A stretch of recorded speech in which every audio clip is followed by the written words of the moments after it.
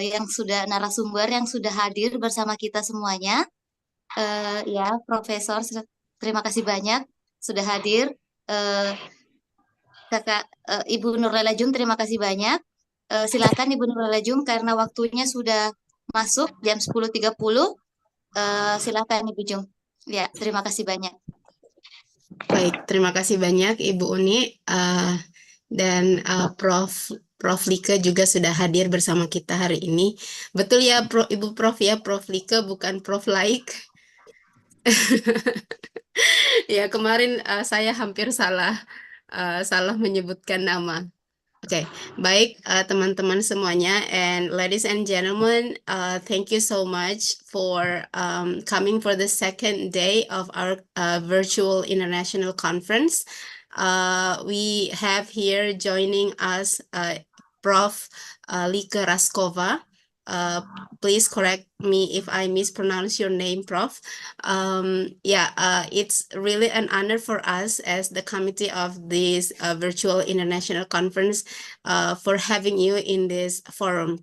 Okay, before we have Ibu Prof. Lika to present her presentation, let me introduce you. I proudly introduce you about Prof. Lika. Let me share the screen. Mohon izin Ibu, saya memperkenalkan Ibu Prof.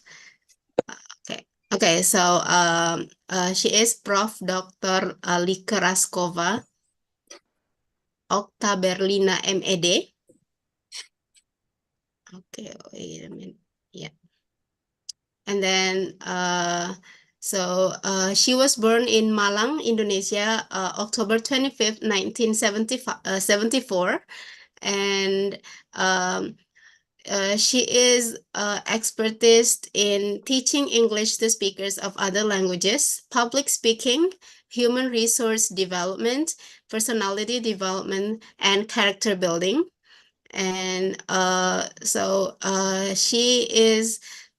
she studied at State University of Malang, Indonesia, majoring in teaching English as a foreign language in 2013 for her doctorate or S3.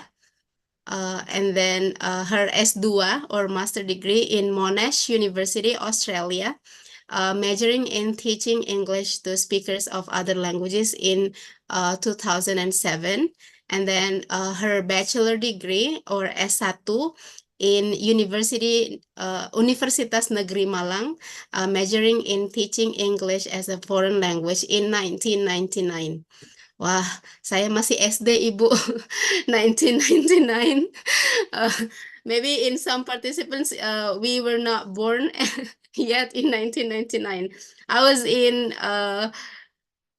primary school, grade 5. Yeah, and then she got scholarships, some scholarships. Those are Super Samar for bachelor degree in 1995, Australian Development Scholarship in 2005, and Ministry of Religious Affairs for the doctorate degree in 2010. And then Prof. Lika as well. So these are actually, there are a lot of achievements, but I can cover all for this one.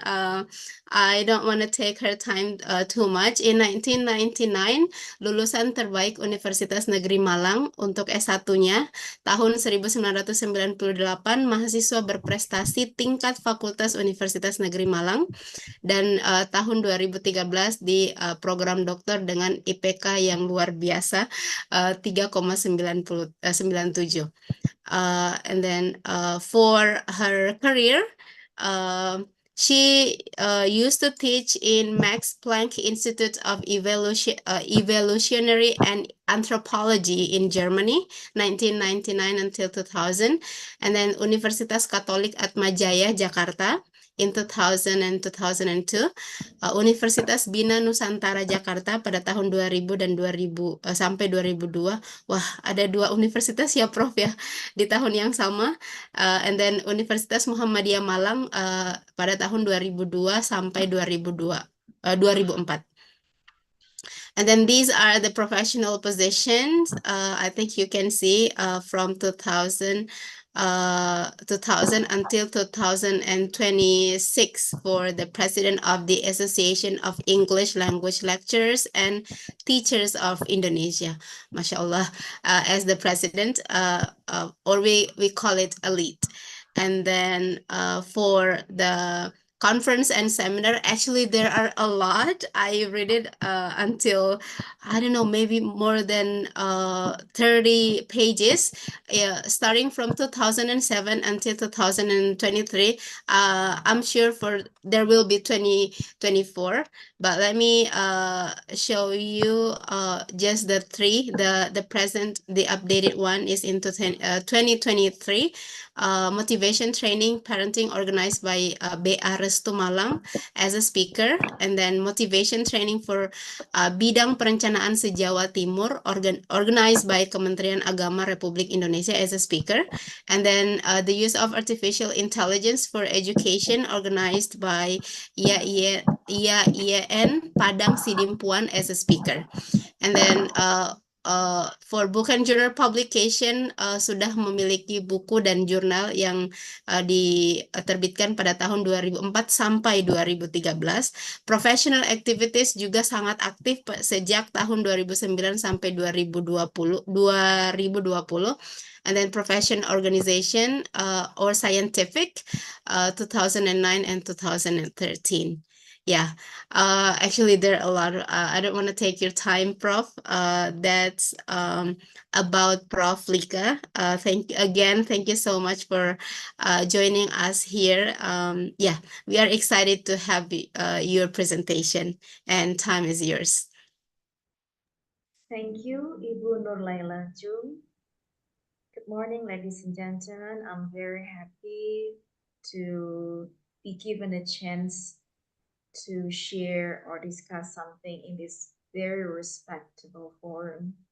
First of all, allow me to say thank you to Bapak Dr. Andi Asrifan, who invited me to be part of this very, very prestigious conference, and allow me to share something in here.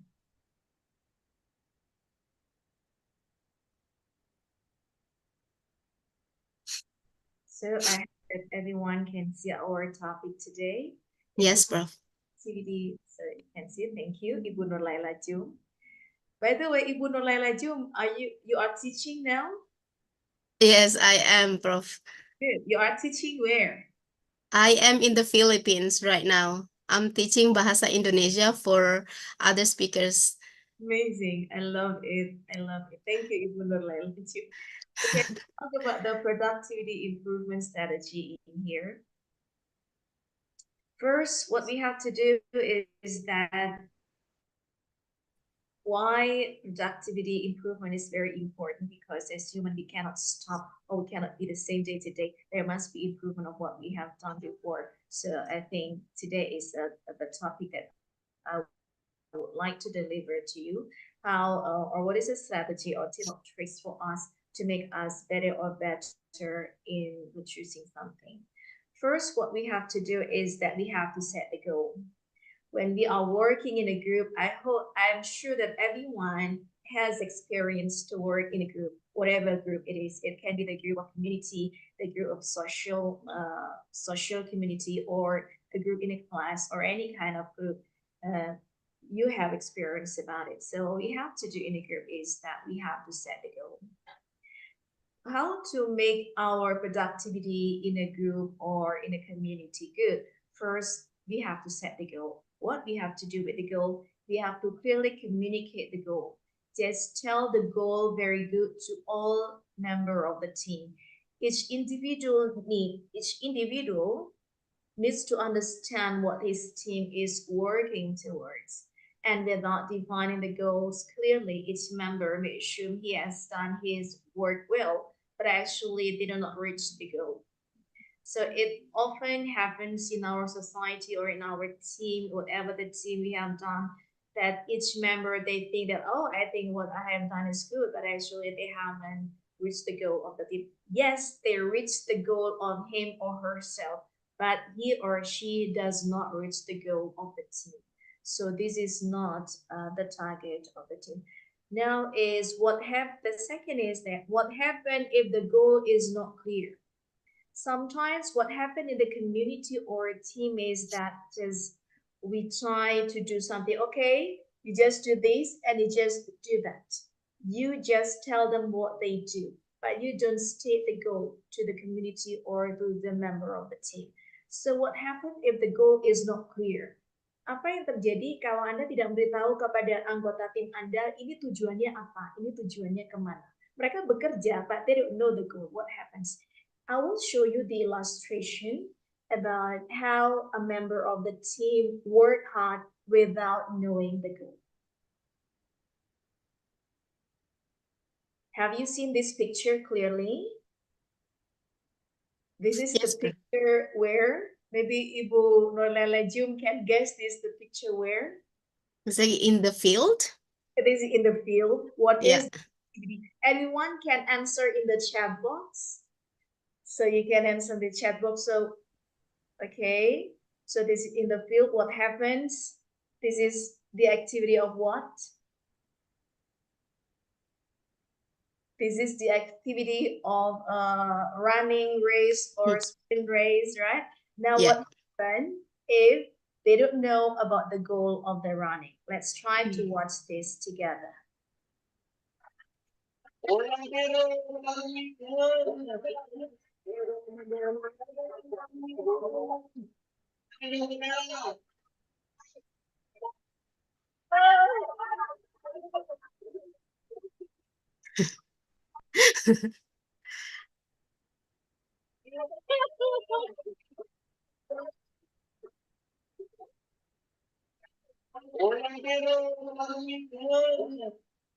So this is what happened if the member of the team doesn't know clearly about the goal of the team. They can do something perfectly, but they can do that not in a right target. So without clear goal, different leader will have to. So we know that sometimes our leader is not always becoming our leader forever. There must be the changing of leader time to time, because there must be the period that they have to substitute the leader. So if the goal is not clear, different leader will have different goals. So the team members will be very confused by unclear, different, and even conflicting instructions.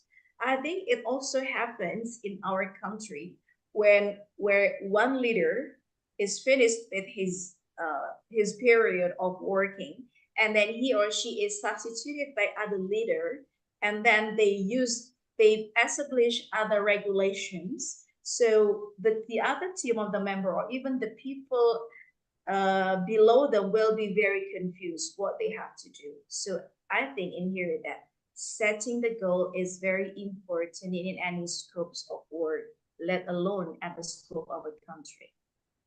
Number 2 is goal without clear instruction is a waste. So goal itself is not enough, but you have to explain to the member of the team how to reach the goal or what is the step to make it clear. We can see the illustration in here in the labyrinth in here. You just inform this is the goal with a flag, okay? Okay, just reach the goal, but you don't show them what is the fastest or the quickest way to reach the goal. As a result, some of the people can reach the flag, but maybe some of them will get lost inside this labyrinth. So that's why after we set the goal, we have to create a clear and simple instructions in every steps. So you cannot just tell your member of the team, okay guys, today is our goal is that to make our environment clean and green. You know what you have to do, right? Just make sure it must be clean and green without very clear instructions. So what happens? Maybe some member that understand it, they try to plant some trees because they want to make the environment very green by using some of the plants or flowers or something like that. But for other member of the team who doesn't get clear instruction, they will get some paints, green paints, and he or she tried to paint all the buildings, the houses with the green paintings. So not clear instructions will create in different results because the steps is not clear. Big success comes from small success in every step. So in here that you don't, for reaching the goal, we have to create small targets before reaching to the big target. So small target in here is that very important in order to reach the big target. For example, in the project of, okay, let's create a clean and green environment. First step, please collect all the rubbish that you find on the street in your environment. Okay, have you done it? Okay, just make sure this is the, can you identify the examples of the rubbish?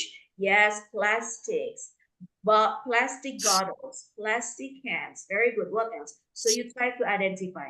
After it's finished, okay, next, let's try to take some plants. You can take any plants from your house or from your neighbors. Try to take just a small part of it, and then you try to plant it in your own house and also in your surroundings.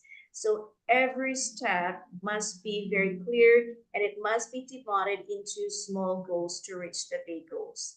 We can map out the goals with specific achievable tasks so everyone knows exactly what to do in every stage.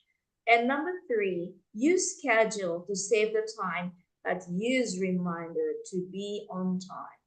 So why we have to use the schedule? By having the schedule or the timeline, we can save the time because you will know the target. Okay, in January, we have to make sure that Ibu Nurlaila Jung, Yes, Prof. your hometown. Where is your hometown? I'm originally from Makassar, Prof. Okay, can you mention just a small region in Makassar that your place? I would say Bantaeng in Bantaeng. South Sulawesi. Yeah. Okay, is it? Do I pronounce correctly? Bantaeng. Yeah, very perfectly. Okay. Yeah, it's 4 hours away, Prof, from the city of Makassar.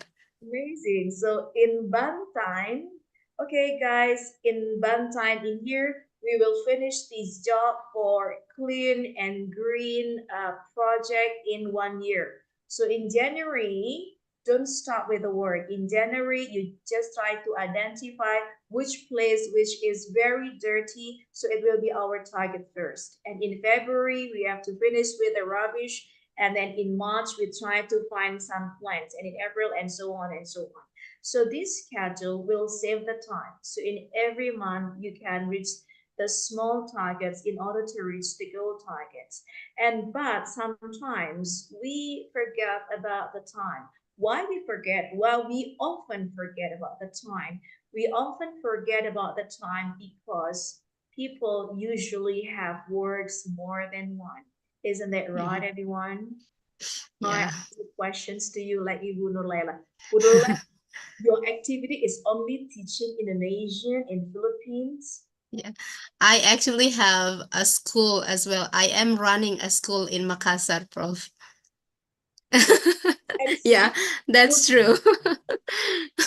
Laila Jum and also Kak Andi Azrifan, you do not only have more than one works, you have Right. plenty of works in place Mhm. society that you have to finish that. So sometimes reminder in here is very important to make sure that we can reach our target on time in every project. Because of what? We cannot think everything at the same time. In one time, you only think one thing and do only that part. So, but on the other hand, there must be other works that we also have to finish that. That's why having reminder in a team about what works that should be finished in that particular time is also very important.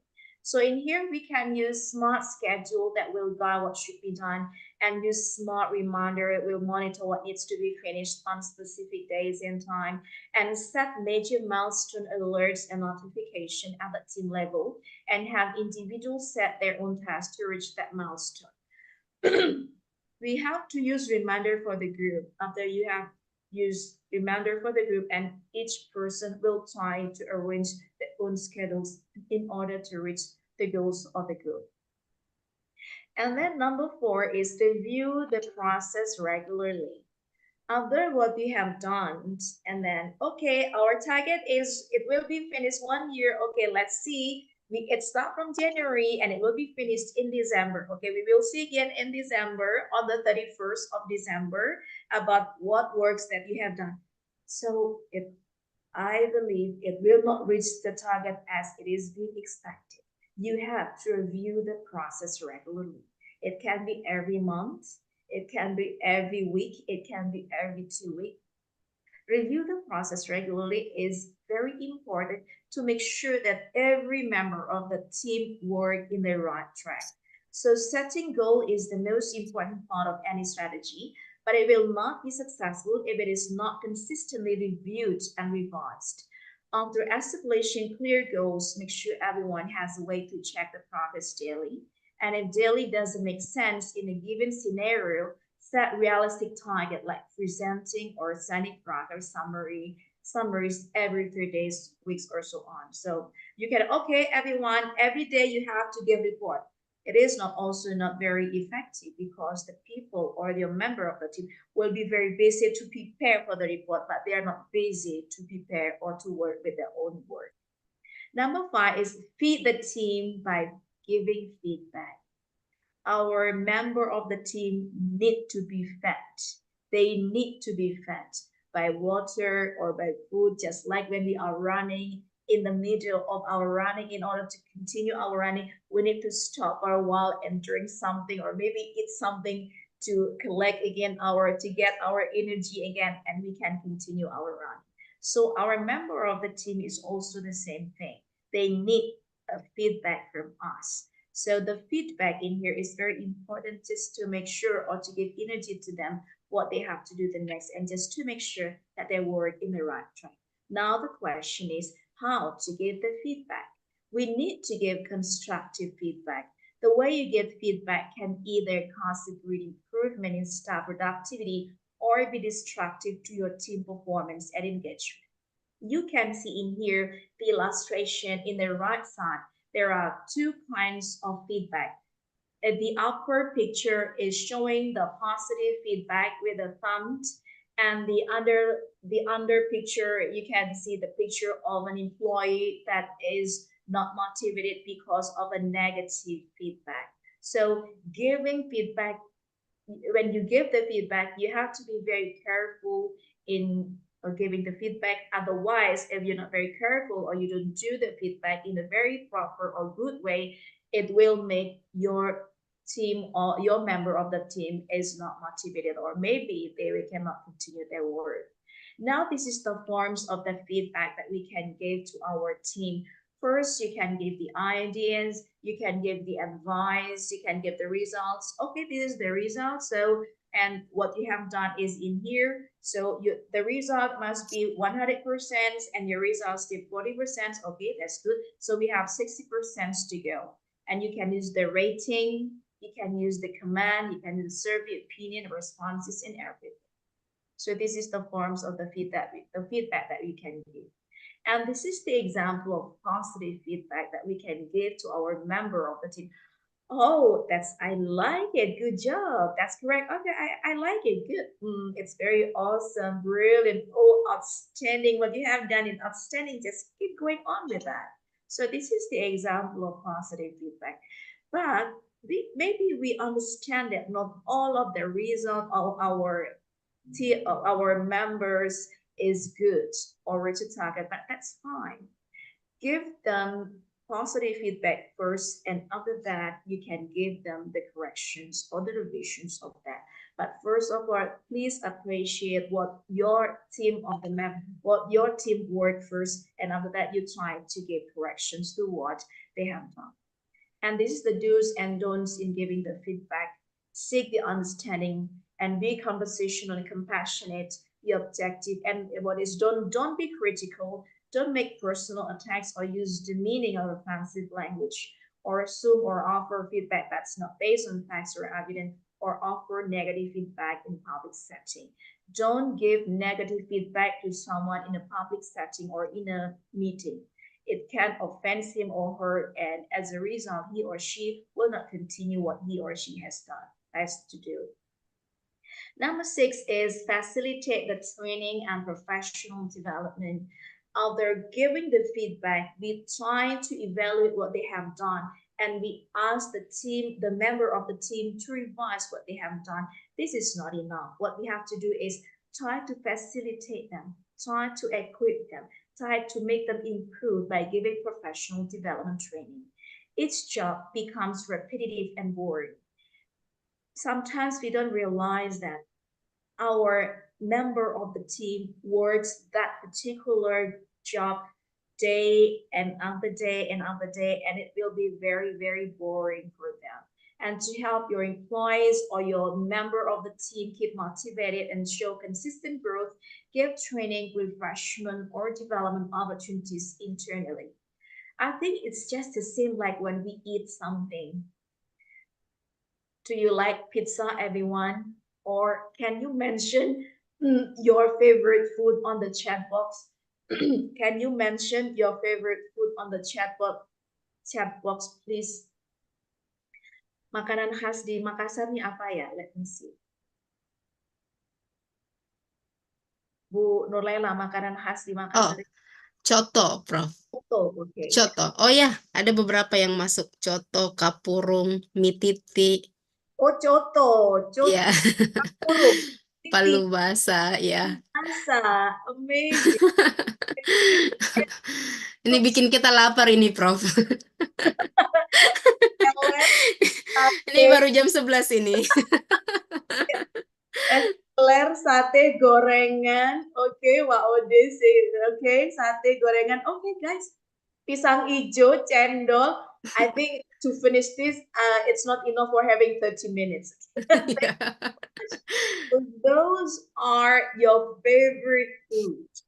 Once you eat the food, oh, I'm so happy. One bowl of that coto, one bowl of pisang hijau, one bowl of es cendol or gorengan or everything. Oh, I'm so happy to eat it. You eat it very eagerly. You eat it. But for the second bowl, okay, you becomes more slowly and slowly. The third bowl number 3, you eat it and you stop. You eat it again and you said, and for number 4, you will stop. Okay, I cannot eat or drink that again. This is also happening to our member of the team. If you never give them refreshment, you never give them something new, they'll be very bored and they can decrease their quality of their working. So that's why giving training or refreshment or development opportunities internally is very important for your member of the team. And create collaborative atmosphere by giving chance to senior team to get training to more junior team. It doesn't mean that you have to hire someone else outside, the professional one or the commercial one, to make your students refreshed or motivated. No, but you can use or you can empower the senior staffs or the senior team trying to teach or educate the junior teams about what they have to do. And this will benefit the trainer and the trainee to improve their skills as well. So, see you on top, everyone. This is the only thing that I can share to you. Maybe you can ask some questions about what you will do, what we can improve. I'm sorry, I don't want to give you a lot because there's some points, but I hope that you can remember the points that I tried to discuss with you, and I hope that it will be beneficial for your futures and for your team's future. Thank you so much. Assalamualaikum warahmatullahi wabarakatuh. Waalaikumsalam warahmatullahi wabarakatuh. Wow, I love the ending, Prof. See you on top. Wow, we have some people here who are raising their hands. Okay, we can just directly go to them. Let's go with Ibu Waode. Yeah, please. Bismillahirrahmanirrahim. Assalamualaikum warahmatullahi wabarakatuh. And good morning, Prof. From Makassar. Hello, Bu Waode. I am from UIN Alauddin Makassar, and I'm teaching English literature as well from Bahasa dan Sastra Inggris. And today also we have some students from the class joining the webinar today, and I believe that they are very excited and also enjoy your presentation because I feel it. Well, besides teaching, I also run a project called Lingkar Perempuan Global, and then one of my team also from my students. And what you have mentioned is really related with what we are doing as a team in Lingkar Perempuan Global and also as a teacher team in BSE. For example, like because I just keep writing, the review, the process regularly is very important as because we feel it sometimes we miss it, and then the project or what the goal that we want to set is like is like ignored. So the question is, as a team, sometimes as a leader, do you have any suggestions?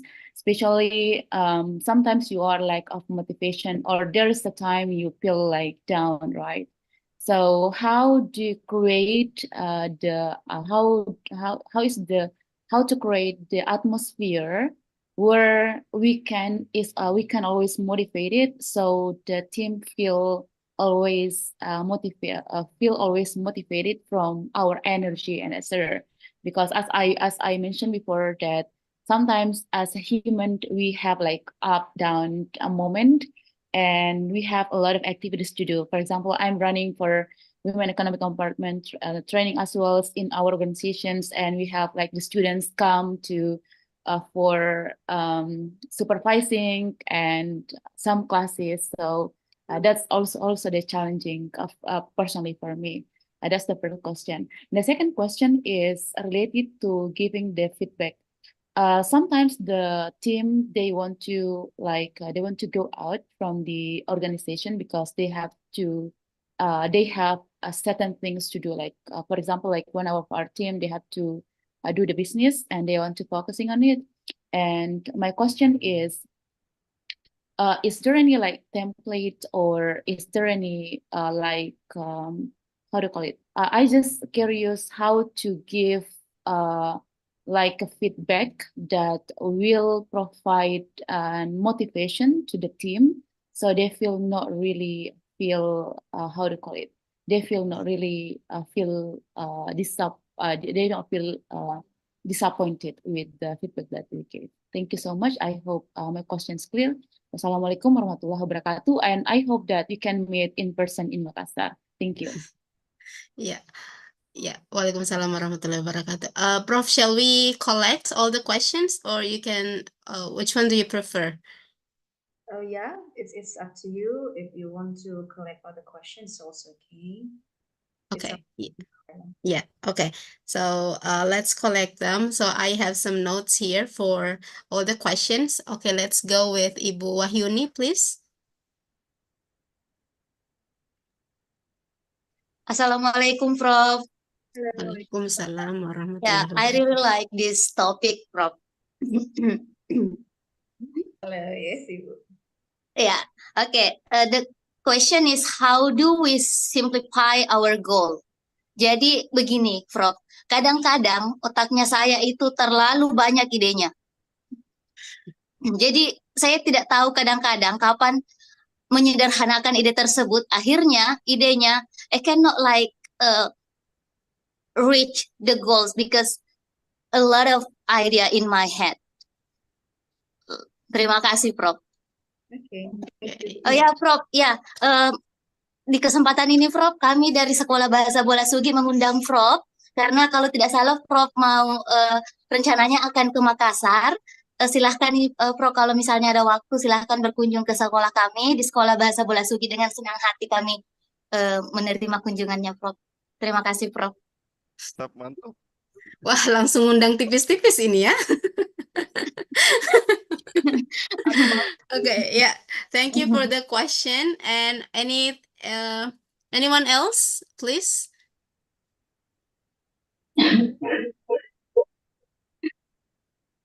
Okay. Good morning, Prof. Lisa. Yes. Yeah. Yeah. So I have a question. Maybe it's related to Ms. Wade Surya's questions.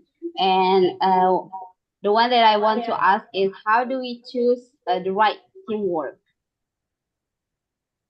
Choose Okay. what, Ibu? Yeah. How do we choose How do the we right choose the right teamwork? Teamwork. Team member. Yeah, team members. How to choose the right team member. Yeah. Okay. Okay. I want to answer this. Thank you Yeah. to Ibu Waude, Ibu Wahyuni, and Ibu Amriana. Thank you for very warm and great responses to this presentation. First is how to motivate ourselves. Sometimes our motivation up and down. Our motivation, if someone lose their motivation, the cause is only one, because we forget about the goal. That's why we have to set the goal. We have to set the goal. So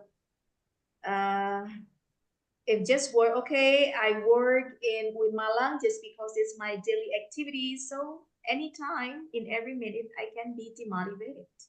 But if I always remember the goal, that I work in Malang because I want to do my ibadah to Allah, because I don't want to waste my time not doing something bad. And since now I'm attached in Malang, so this is the place that I can do. So this is what I have to do. So you know Jalan Tol, Ibu?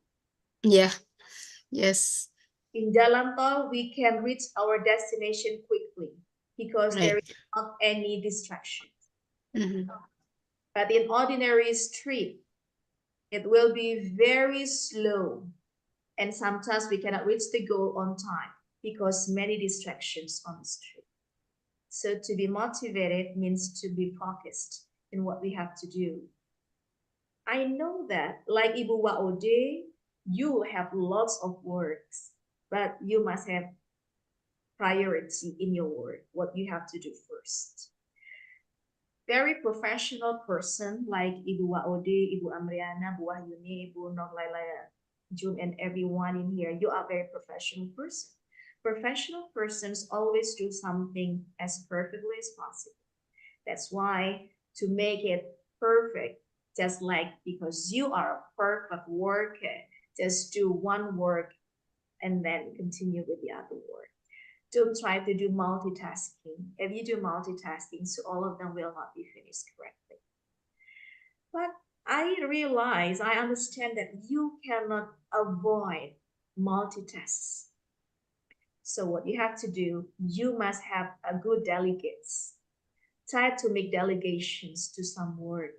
That's why in here, team member is very important. So you can control the work of other member of the group to do the other work. But you yourself has to do one work that you prioritize. So by the way, now sometimes we are forced to do multitasking. There is only one way to keep motivated for us, that is just remember the goal. The goal is not reaching the goal in Makassar, is not reaching the goal in Bolasugi, is not reaching the goal in Philippines, but our goal is we have to fill our time to do our ibadah to Allah. Don't waste every single second of our life. Even though sometimes you cannot do something more in Bolasugi, but you keep using your time, your energy, and everything to other work, so you still reach the you still reach the goal. Maybe you cannot satisfy all of people, but I believe everyone will be satisfied with your works because you do it ultimately. And number 2 is how to give positive feedback. To give positive feedback, first you have to understand why your member of the team work hard for. They work hard for you. Your member of the team work hard to make you happy. So they try to give happiness. They don't try to give their word, but they try to give happiness to you. This is what we have to understand. So whatever the result of our member of the team, please appreciate this. Because actually they don't want to give you the result of their work, but they want to give happiness to you. They want to give what they have. They want to give their energy to make you happy. This is what we have to understand. So when you try to give feedback, please give appreciation to, oh my God, you must work hard day and night to finish this. Thank you so much. Okay, but this is there something small. Can you finish this one and improve it? I'm afraid it will make you more tired. If it will make you more tired, just don't do that. Oh, no, ma'am, I will do that. I will do that. So your member of the team will do that. Will do that happily, because you really understand what they are doing for you. And second is a question to Ibu Wahyuni, how to simplify our goals, because I have lots of ideas. My answer is, Ibu Wahyuni, don't ever try to simplify your goals. Let your mind go wild. Okay? Let them be wild. So just express and utter or say every thinking that you have been thinking here, your ideas, your brilliant, I just share it to other people. Maybe you cannot do all of them, but you don't realize that actually your wild ideas will inspire people to do more in their life. So what I want to say to you is that just whatever Allah gives to you about brilliant ideas and lots of it, just let it flow. Let it out from you. Maybe people will forget your ideas, but they will remember about your brilliant things, your brilliant way of thinking, and it will inspire other people to be like you, and they will work hard to be like you. It is more than reaching the goals, because you will make people can make something successful in every goals, whatever the goals in their life. Reaching the goal is important, but making someone else successful in their life, it is more important. And you can do it with your wild goals. And number three, so what can, sometimes we cannot translate or apply that to our daily project. That's fine. It's okay. You can write it down as a bank of ideas, and you can use it or share it to other people. So your ideas can be applied in other place, can be applied in other school. Okay, so just make it wild. So because your success is not something that you do from yourself. Our success is everything that is coming from our mind that can be applied or can be done to everyone in this world, so everyone can be successful with your ideas. And number three, for Ibu Mariana, how we choose our team member. I know everyone will have the same answer, that we want the ideal member of the team. The one that is very motivated, the one that is very good in IT, the one that is very hardworking. This is the member of the team that we want. But sometimes that our goal is not only to make our target be reached successful. Our goal sometimes to give a chance to other people to be successful. So by accepting anyone who wants to be with you, by accepting no one, by not refusing anyone to be in your side, so actually you will help other people to reach their goal. It is more than reaching your own. And how to lead them to be a good member of the team? Just like what I said, understand. Maybe at the same time, different member, they will have different results because their ability is not the same. Maybe this member can reach 60%, but this member only 40%, that's fine. The most important thing is that they use all of their energy, time, attention to finish that. But if they reach different result, why? Because they don't start at the same level. Why this one is 60? Because his ability is already 40. So he only needs 20%. Why this only 40? Actually, this person start from 0, but he tried to reach 40. This person, even though 40, but he reached more than this 60%.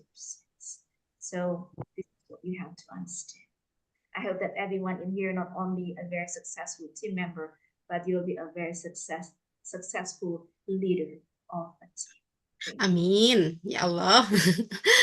I think they're melting with your answers, Prof. I Thank you so much, noticed that. Prof. I do. Ya, Thank you so much. We are Prof really bisa berbagi motivasinya di lembaga kami di DPP KPN dengan senang hati ya, Prof. Ya, bisa kami dapat informasi kontaknya, Prof, dari pihak pelaksana. Kami dari pihak pelaksana mungkin mau satu kali, Prof, dengan sesi yang berbahasa Indonesia dengan materi dan topik yang sama, mungkin, Prof. Boleh. Iya, Prof, Baik. baru. Yes, and also in UIN Aladdin Makassar, Prof, I just mentioned to the group that I joined your webinar, so we're really excited that we can invite you also in UIN Aladdin Makassar. Kayaknya bakal sibuk ini ya. Nanti Prof kalau ke Makassar. Wah, ini nih. Langsung deh. Thank you. Yeah. Next kan insya Allah. Next, yeah, I hope, yeah. I also hope to meet you in person, Prof. Yeah. Thank you very much for the very insightful presentation and very motivational presentation. We are really motivated in this morning. I think this is a really good opening presentation for the whole conference of today. Yeah. Again, thank you very much. I'm really grateful you are here, and also I don't forget, I'm really grateful to be a part of the activity of KPN as the committee of this conference. KPN can connect us to all people all around the world. That's really impressive. Buat teman-teman, kita harus berterima kasih kepada KPN ya, yang telah menghubungkan kita kepada para pembicara yang luar biasa. Ya, baik, terima kasih banyak, Prof. Thank you very much for joining us today. And actually, this is not enough, to be honest. We need more session with you. Yeah, thank you very much. And oh yeah, oh that's really kind. Yeah, that's really kind. I'll save your number to contact you anytime. Yeah. Okay, thank you very much, and I hope all of us can apply all this productivity improvement strategy. Jadi strategi meningkatkan produktivitas baik di KPN, di Bolasugi, di UIN, UNM, dan semua lembaga yang ikut pada hari ini. Baik, terima kasih banyak sekali lagi. Prof, do you have any closing speech for us? I want to say thank you first of all to Bapak Dr. Andi Asrifan. Thank you. Inspired us. He is the jewel of Sulawesi. Yeah, yeah, Pak. Right. He makes other jewels are coming. Jadi ada satu jewel di sini Pak Andi Asrifan, tapi ternyata Pak Andi Asrifan membuka mata saya bahwa begitu banyak orang dari Pulau Sulawesi yang sangat saya banggakan. Dan Bapak Ibu semuanya, mudah-mudahan sukses semuanya. Amin ya Allah. Amin. Ya, amin. Ya, I can agree more with you. Pak Andi Asrifan is is really excellent. Yeah. Okay. Thank you so much, and let's see you on top, Prof. Right. Yeah. Assalamualaikum warahmatullahi wabarakatuh. Waalaikumsalam Waalaikumsalam warahmatullahi wabarakatuh. Waalaikumsalam warahmatullahi wabarakatuh. Okay, ladies and gentlemen, that was for the first speaker of today, and let me hand over this forum to let me check it to Ibu Alia ya. Yep. Yeah. It's Okay. me. Yeah. Yeah. And then let me close my session. Thank you very much, and assalamualaikum warahmatullahi wabarakatuh. Waalaikumsalam warahmatullahi wabarakatuh. Waalaikumsalam. Well, thank you very much, Kak Nurlaila Jung, and incredible thanks to KPN, yeah, for facilitating us, for presenting us some speakers, awesome and amazing speakers, ya. Alhamdulillah lewat kegiatan ini kami bisa mengenal banyak speaker yang amazing ya. Salah satunya tadi Prof. Like, ada juga yang kemarin beberapa, dan itu sangat menginspirasi kita, dan tentunya juga bisa menjadi uh, bahan ini ya untuk melanjutkan kegiatan-kegiatan berikutnya. Well, yeah, now I'm going to continue this virtual seminar, international conference, for the second section. Let me proudly invite, the most inspiring one, Dr. Andi Asripan, MPD. He is our second invited speaker after Professor Like. I think all the presenters are amazing in this virtual international conference held by DPP KPN. So, dear audiences, ya, the participants of this virtual international conference, pokoknya tidak rugi ya ikut kegiatan conference ini karena sangat-sangat menarik semua speaker dan topiknya. Well, before I invite Dr. Andi Asrifan to talk more about his topic, let me read his biography. Ya, saya akan membacakan CV singkat dari Dr. Andi Asrifan. Ini it's really hard for me to summarize his CV. Banyak sekali, dan semoga I'm really proud to read to you all his biography because he has a lot of achievements, I think, that could inspire us, dan juga ini juga bisa memfasilitasi teman-teman yang ingin collab atau ingin diskusi more and more related to his topic or expertise. So, yeah, his name is Dr. Andi Asraipan, SPD, MPD. Yeah, his affiliation is Universitas Negeri Makassar. Sorry, saya mau bilang Universitas Islam Negeri. Nanti diklaim jadi UIN Alauddin. I think UNM must be proud of having you, Pak Dr. Andi Asripan.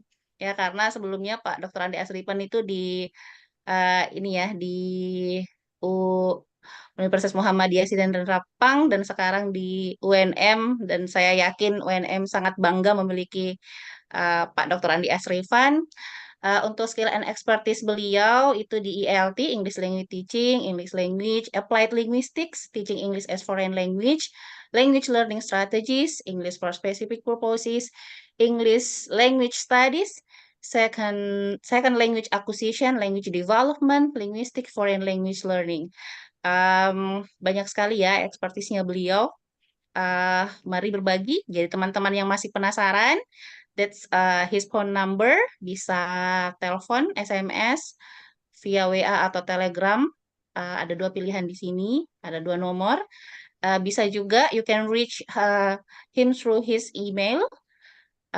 Dan ada research gate-nya juga bagi yang mau kepo-kepo tentang penelitian beliau and many more about his research. And next, still about three.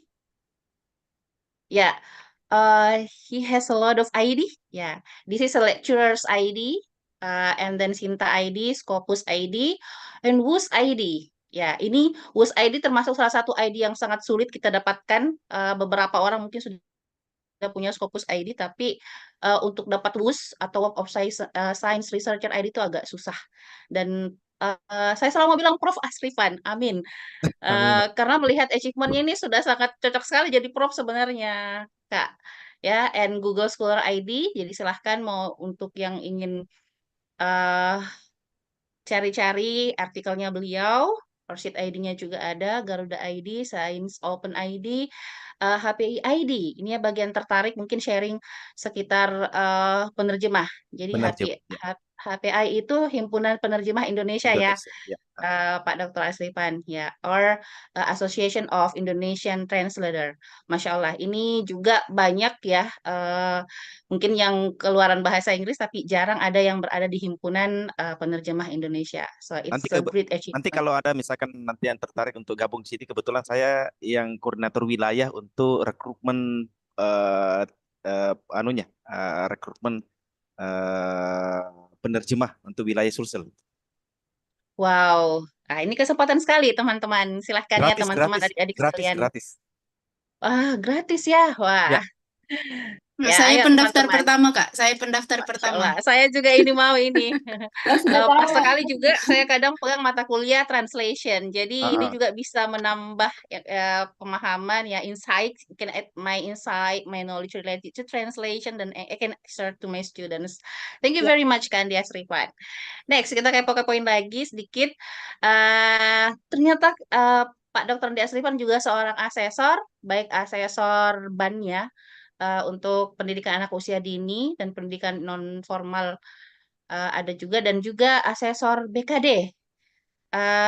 This is his mailing address office. Ini sebelumnya waktu di Universitas Muhammadiyah Sidrap Rapang, tapi sekarang beliau sudah di UNM, dan ini halamat rumah beliau. Silahkan di screenshot, dicatat. Next, ini sosial media links beliau. Ada Facebook, Masya Allah aktif sekali beliau ya. Facebook, Twitter, LinkedIn, Instagram, ada WA dan Telegram. Jadi pokoknya sangat beruntung lah bisa kenal Pak Andi Asrifan, Pak Dr. Andi Asrifan, bisa dapat banyak ya. Next, ya for Dr. Andi Asrifan's education, postgraduate-nya itu di UNM 2013 until 2018.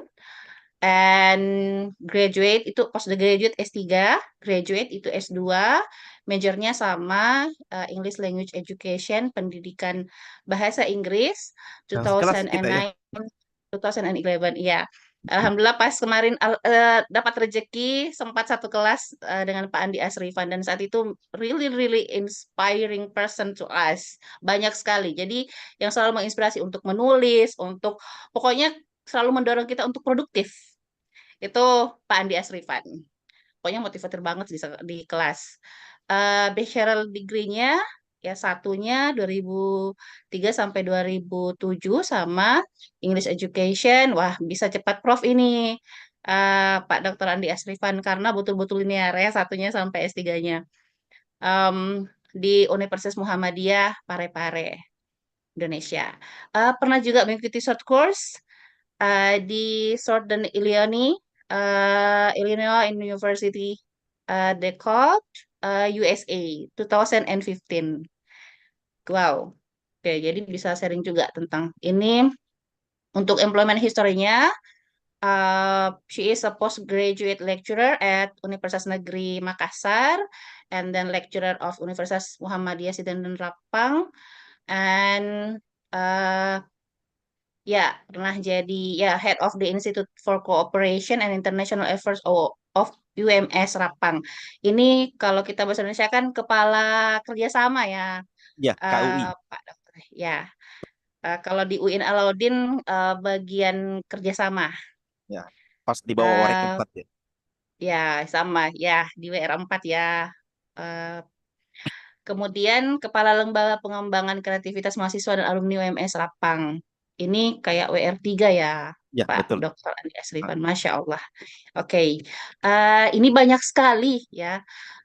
Ini sebagai eh, ini sertifikat-sertifikatnya. Kalau anak zaman now biasanya kalau dipakaikan gelarnya semua ini di belakang namanya Pak Dr. Andi Asrifan itu panjang sekali. Jadinya Nggak Dr. usah. Andi Asrifan MPD, DHUM, CLMA, CET, CSTMI, CPI, dan etc. Ini banyak sekali sertifikatnya. Biasanya sih ada juga yang pakai di belakangnya, tapi kalau Pak Dr. Andi Nggak usah. Asrifan yang pakai kayaknya panjang sekali. Awards-nya sangat banyak.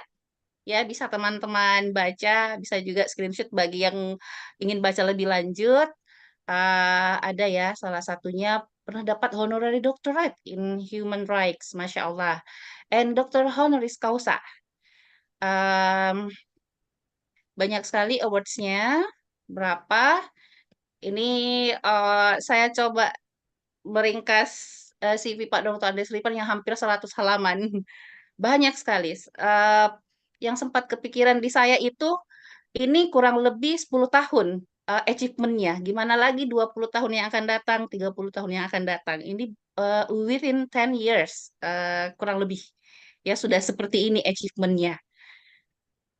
This is his membership. Ini banyak sekali keanggotaannya Pak Dr. Andi Asrifan. Ya, pokoknya bisalah sharing more. Yang ingin mau bertanya lebih banyak. eh, Kayaknya perlu satu sesi juga ini nih dengan Pak Dr. Andi Asrifan. Kayaknya judulnya lebih dekat dengan Andi Asrifan, dengan Dr. Andi Asrifan.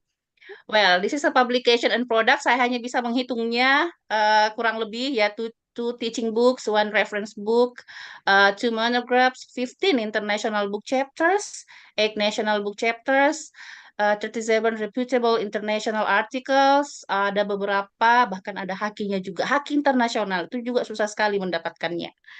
Uh, PBI ini perlu banyak belajar ini dengan Pak Andi Asrifan. Ya, saya sudah terlalu lama, mohon maaf.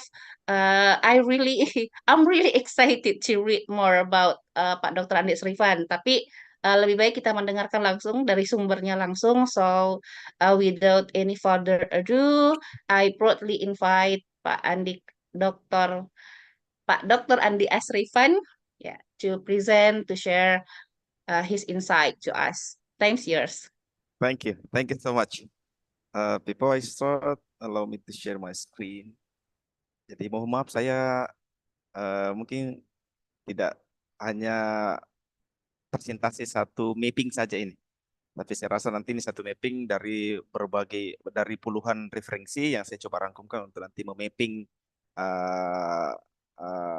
pola pemetaan berpikir kita untuk lebih memahami lebih mudah apa yang kita akan simak. Baik, Bismillahirrahmanirrahim. Assalamualaikum warahmatullahi wabarakatuh and good morning, ladies and gentlemen.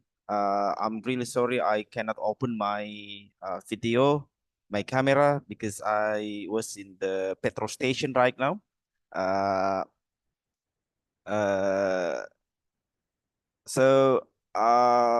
I'm really honored to be here as a part of a speakership in the virtual international conference hosted by DPP KPN in cooperation with Bola Sugi. Alhamdulillah. Alhamdulillahirabbil alamin, salatu wassalamu ala asrafil anbiya'i wal mursalin wa ala alihi wa sahbihi ajma'in. Raditulillahi rabba wa bil islami dina wa bil muhammadin nabiyya wa rasulah. Today I'm going to share more about exploring the impact of differentiated instruction on student learning outcomes. This is one of the component in designing the newest curriculum apply in Indonesia called Curriculum Merdeka, differentiated instruction. And this theory comes introduced by Carol and Tomlinson, if I forget it, in 2001, Carol and Tomlinson. So differentiated instruction actually is a teaching approach that recognizes and accommodates the diverse learning needs of students, and by adapting content, process, and product. But there is the update one that we will discuss, the component of this instruction learning environment. And differentiated instruction can effectively address the varying student readiness level, interest, and learning style within a single classroom. And also this approach aims to create this supportive learning environment where all students can engage meaningfully and make the progress. As an educator or a teacher, employing differentiated instruction, I think may use the various strategies such as a flexible grouping, the target assignment, and also the variety assessment to cater to individual student needs by providing this multiple paths to learning and allowing for the personalized experience. I think our students are more likely stay engaged, motivated, and successful in their academic endeavors. Ladies and gentlemen, what is the differentiated instruction itself? I have divided into some component for our discussion today, based on some references from international journal and also the books. The differentiating instruction is a teaching approach that tailor instruction strategy to meet individual student needs, student learning needs, and the target needs, I think, and take into account varying ability, learning style, and interests. And the goal of this instruction is to maximize the student engagement and learning potential to address the diverse needs of students in the classroom. Here's some component of differentiated instruction. So the first, when this teaching approach introduced for the first time from the Tomlinson, we now three component here: content, process, the product. But the next 5 years, I think, he revised the component of this instruction, and she adds learning environment. Content, it means that what student need to learn or how the student access information. And the process is the activity that help the student make sense of or master the content. And the product here, culminating project that allow the student to rehearse, apply, and extend what they have learned. And the learning environment is the way the classroom work and feel. So the next question is, what's the benefit of differentiated instruction? So exactly, improve student performance, increase the student engagement, and enhance the student confidence. Improve the student performance here is tailoring instruction often leads to the better understanding and application of the knowledge. And increase the student engagement here is how student lesson aligned with interest and ability can foster higher level of interest. Enhance student confidence here. That's about the success in learning tasks tailored to strength can boost self-esteem. The next is, what's the challenges in implementing differentiated instruction? From many sources, I conclude that there are three challenges here.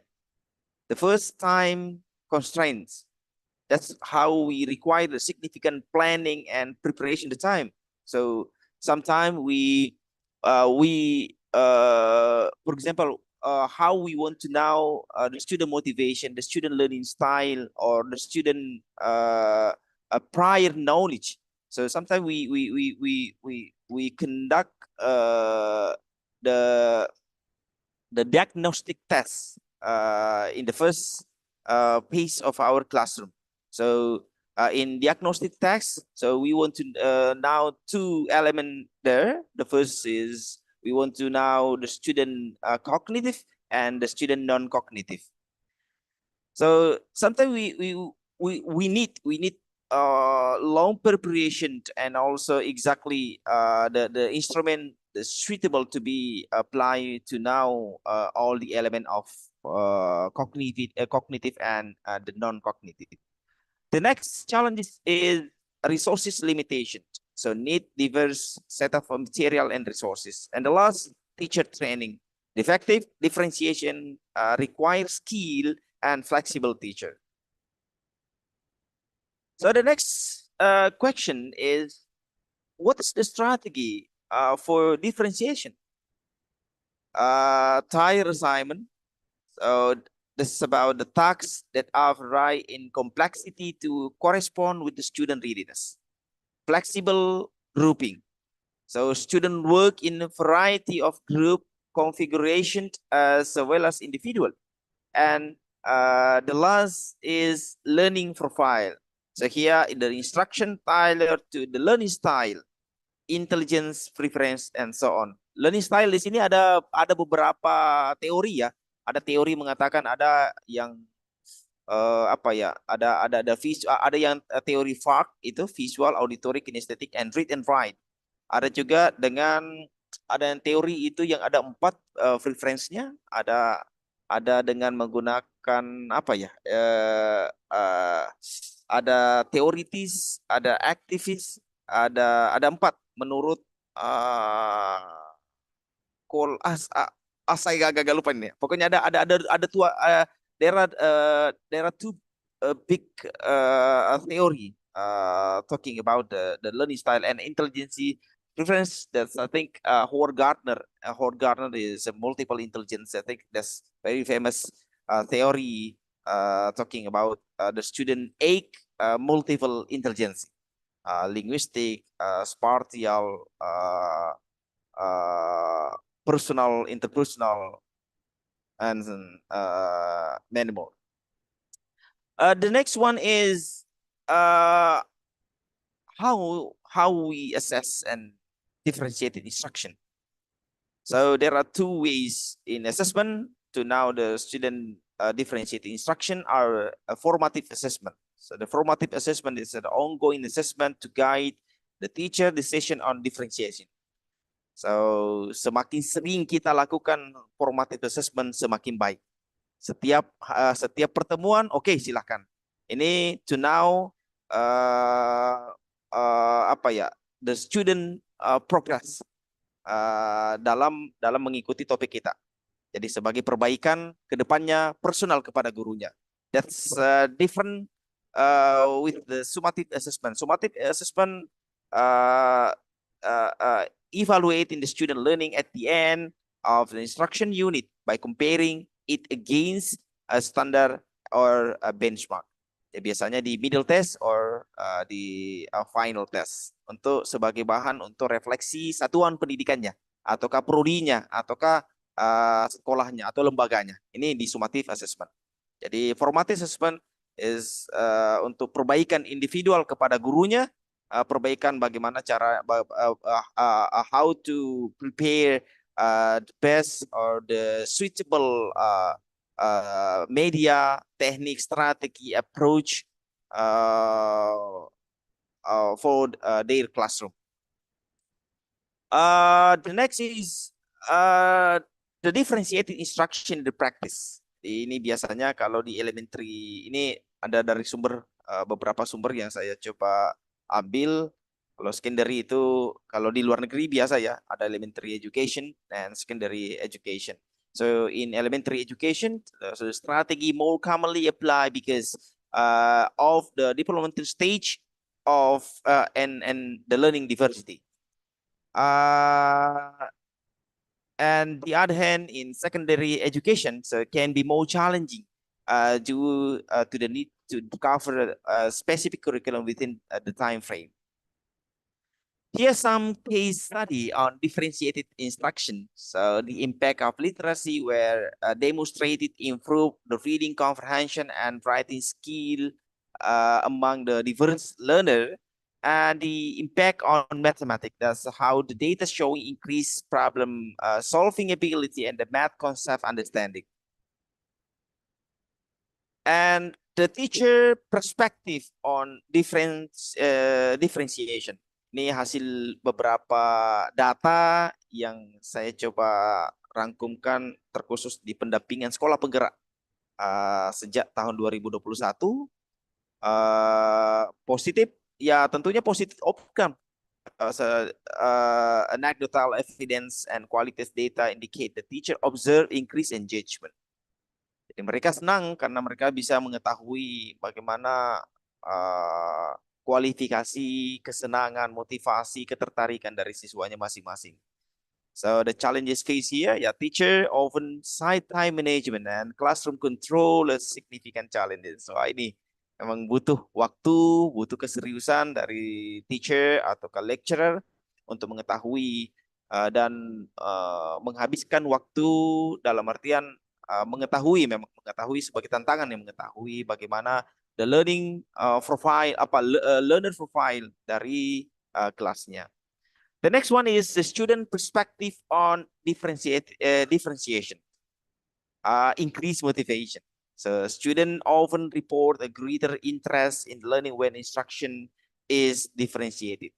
Nah ini yang alhasil alhamdulillah ada di sekolah-sekolah penggerak siswanya sudah ada beda rasa dari hasil pembelajaran sebelumnya. Nanti saya coba share screen hasil pendampingan saya di sekolah penggerak yang kebetulan kemarin terpilih mewakili Indonesia Timur di kementerian untuk didokumentasikan, di film dokumentarkan.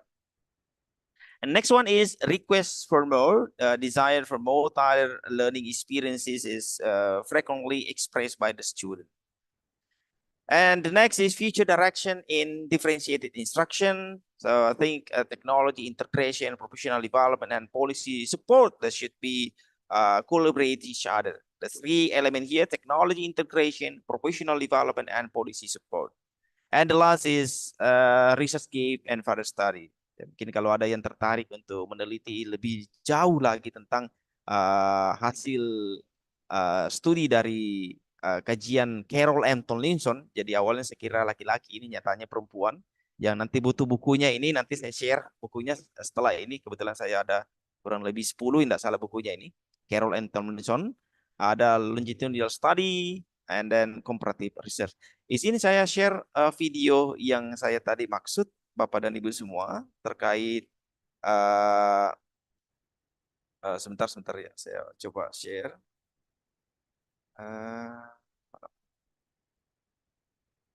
Sebentar.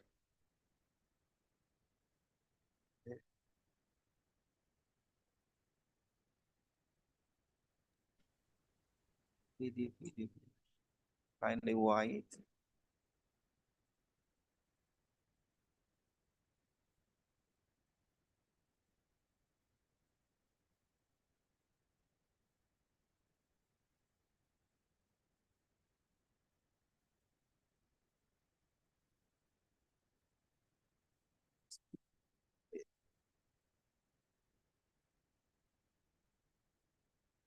Oke, yang bagaimana pembelajaran berdiferensiasi di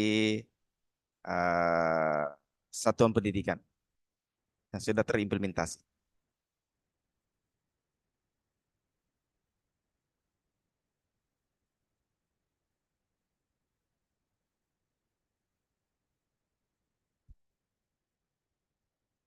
Harus bang. Oke, allow me to share screen. Oke. Nah ini, mudah-mudahan sudah suaranya ada ya. Dek Ali ya. Ya, kedengaran. Kadang tuh capek, harus bangun Ini pagi-pagi. mewakili 5 video terbaik Sampai se-Indonesia. sekolah duduk saja belajar. Kebetulan dampingan saya kemarin. Pelajaran berdiferensiasi. Saat saya masuk di sekolah ini, saya ada rasa kekhawatiran. Dengan jumlah murid hanya 85 orang, saya merasa tertantang untuk mengubah sekolah menjadi lebih maju. Sebagian besar murid-murid ini anak petani. Maunya lulus SD, lalu mendapat ijazah. Padahal itu tidak cukup. Saya mau mereka punya kemauan belajar. Teman-teman guru pun dulu berpikir kalau mengajar ya di dalam kelas. Sehingga metode konvensional ini menjadi zona nyaman mereka untuk tidak mengeksplor cara belajar yang lain. Fokusnya pun hanya penyelesaian materi dan nilai perolehan peserta didik. Dalam KKG yang dulu, kami belum memperhatikan kajian masalah untuk merumuskan perencanaan, implementasi, serta evaluasi dalam materi dan proses belajar sendiri, sehingga metode yang digunakan akhirnya sama. Saya ingin SD 4 ini berkembang dan saya yakin dengan membangun kreativitas dan inovasi guru dalam pembelajaran akan membentuk semangat dan inspirasi anak didik untuk menjadi pembelajar sepanjang hayat.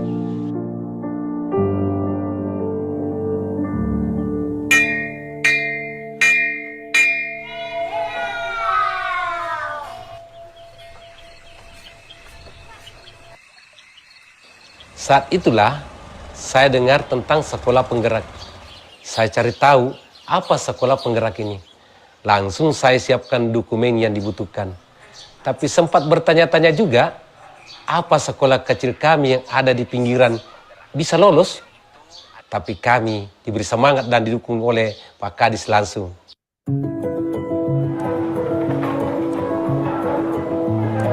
Coba kita lihat model pengelolanya. Serasa di Bola Semangat juga saya lihat Bola Semangat.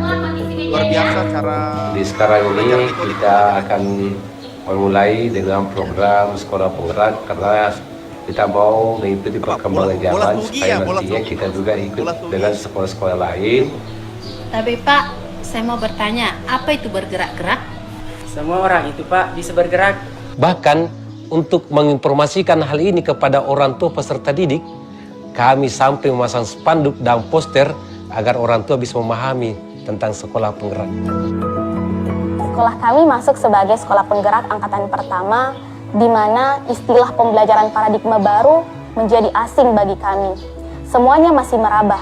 Apakah yang kami lakukan ini sudah benar? Apakah yang kami lakukan sudah sesuai anjuran kementerian? Dan tentunya bagaimana membuat modul ajar yang baik. Tapi dari PMO, Lokakarya, dan belajar mandiri melalui PMM, kami bisa belajar dan tentunya lebih meningkatkan kompetensi kami. KKG ini pun kami modifikasi menjadi komunitas belajar, di mana komunitas belajar ini bisa menjawab kekhawatiran kami. Setiap minggu, guru-guru berkumpul dan berdiskusi untuk mencari solusi dan strategi pembelajaran untuk meningkatkan kompetensi, khususnya dalam bidang digitalisasi. Setelah jadi sekolah penggerak, kami bisa lihat kemampuan siswa. Kami kelompokkan sesuai dengan kesiapan, kemampuan mereka terhadap materi, agar pembelajaran jadi tepat sasaran. Jadi sekarang Ibu mau tanya, ada yang bisa menjawab tidak pertanyaan ini? Coba silakan angkat tangan. Sudah lama mungkin menerapkan. Dulu takut sekali untuk bertanya di kelas.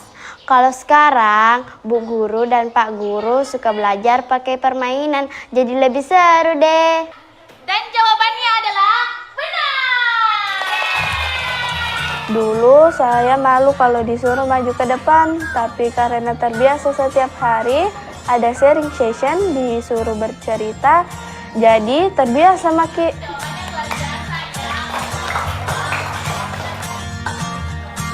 Siapa yang mau menonton dongeng?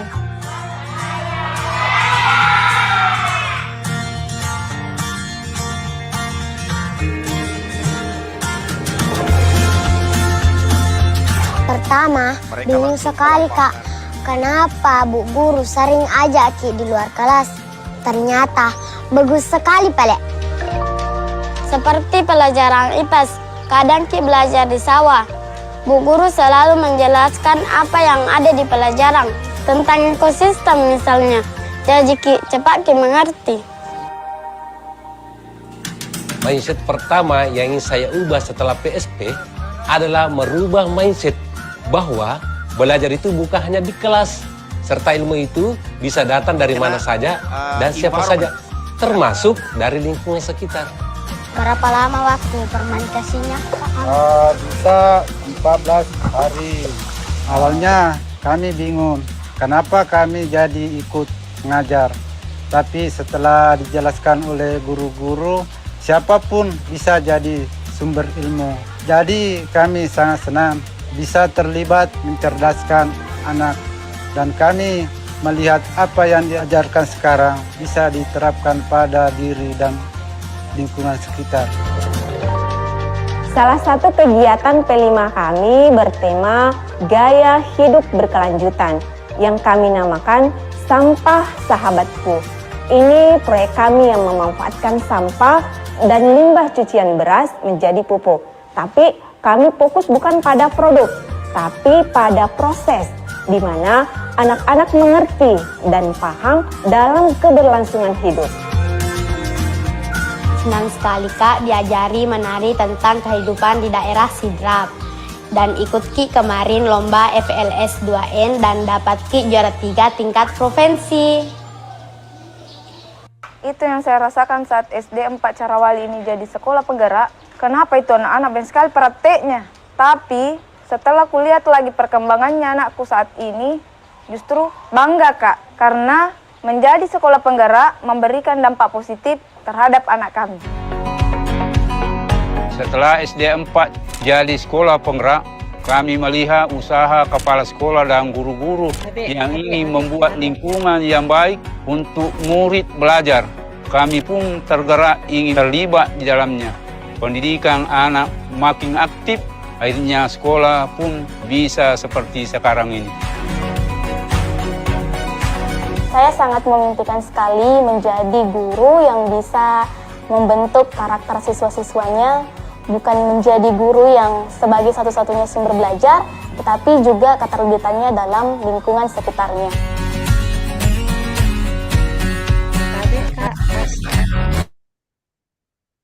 Saya senang sekali melihat teman guru semakin semangat untuk belajar bersama sejak mengikuti PSP ini.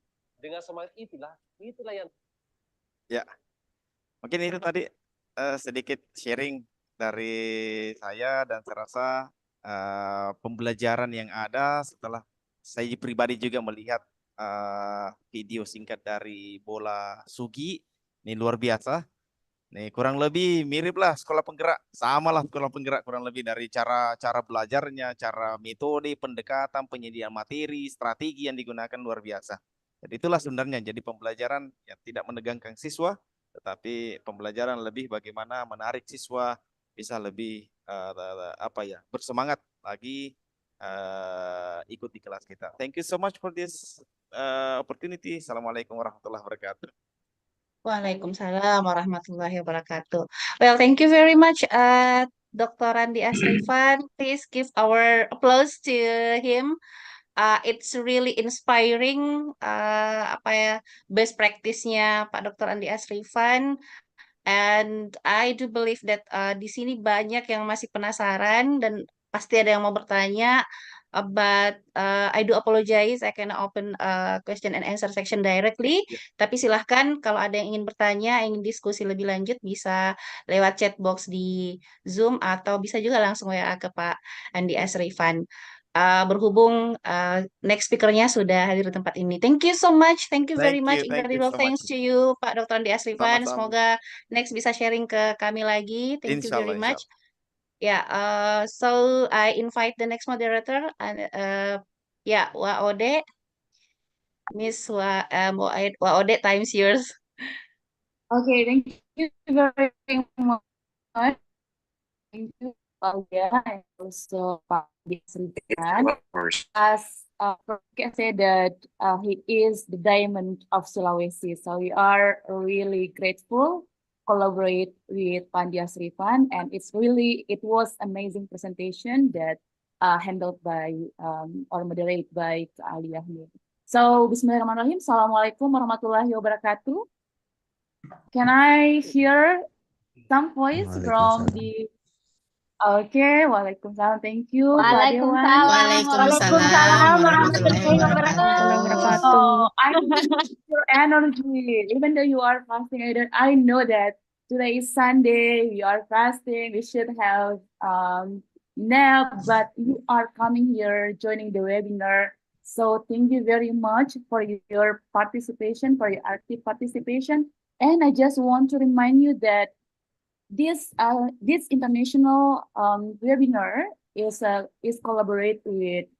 It was organized by KPN also Belasugi and many others collaborators. So our team later will put the Instagram account, so you can feel free to share what you have learned during this virtual webinar and then share it to your social media, because we hope that more people, more participants will join us until afternoon today. So once again, thank you so much. And then today, I, Wauda Surya Darmadali Manginda, will be a moderator to one of our inspiring and also amazing speaker from India. And we would like to welcome Professor Dr. KG Fargisi. Are you here? Good morning, sir. Morning. Good morning. Oh my God.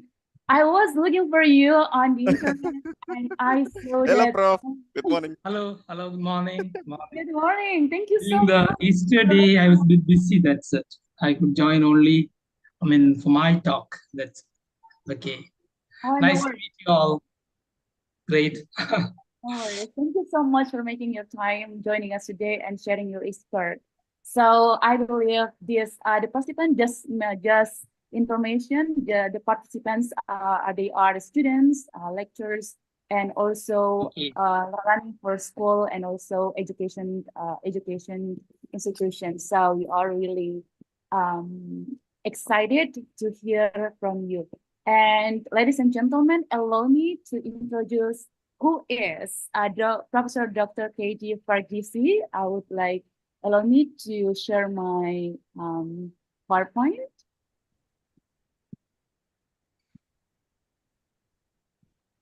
Okay. So he is Virtual International Conference Dewan Pimpinan Pusat Kebangkitan Pemuda Nusantara Innovation in Human Capacity Development Strategies for Enhancing Productivity proudly presents our speaker, Professor Dr. KG Fargisi, MA, PhD, BD, PGDG, PGDLT. He is Research Guide, Associate Professor of English, Teacher Trainer, ICT in English Education Expert, Language Lab Consultant. So, our speaker today, Professor Dr. KG Fargisi, is Associate Professor, as I mentioned before, of English Research Supervisor at King's College, Irin Jalakuda, University of Calcutta, Kerala, India. And he is also an MA in English Language and Literature and has degree in education. That's really awesome because my students from English Literature also joining from Makassar, Indonesia.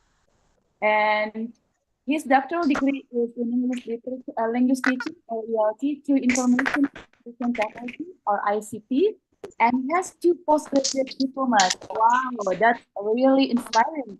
To his credit, one is in journalism and the other one is to have more.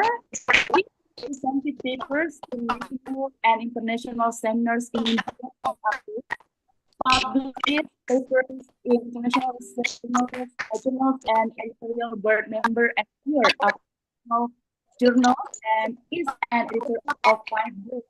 Wow. And Professor Dr. KG Fargisi also is visiting research institutes and universities. He has spoken in conferences in the USA, UK, Malaysia, Hong Kong, Nepal, Thailand, Vietnam, Indonesia, and UAE. Wow, you are very amazing, sir. He's a member of doctoral committees in several universities and a PhD educator in 6 universities in India. His areas of interest are language and literature, technology in education, NLP, and language and technology. If you are part of this, so you are very lucky to join today. And Dr. KD Pardisi received World Class Excellence Award as iconic educational leader institution jointly by International Society of Teacher Administrators and Institute and Margaret University Bangkok in 2023. So, ladies and gentlemen, please welcome Professor Dr. KD Pardisi. So the floor is yours, sir. You have 20 minutes for sharing the presentation. Thank you, because later we are excited to have questions and questions from our participants. Hello, hi, good morning. Good morning. Good afternoon. I hope I'm audible. I'm audible, right? Okay. Yes, so you are audible. Yeah, I mean, it's again a great opportunity for me to interact with you people on this day of your conference. We have, I understand that it is 2 days conference, and today being the second day, we have people, online and offline, since it's in a hybrid mode.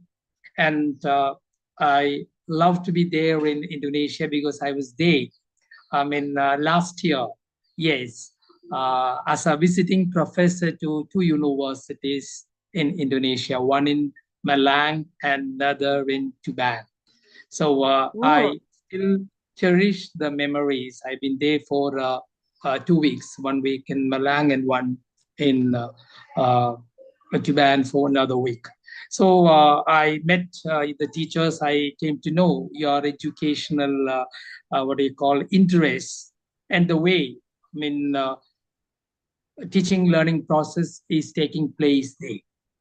And I also had an international credit transfer from my university and also the university in DEWAN. That was also a great experience during the COVID times.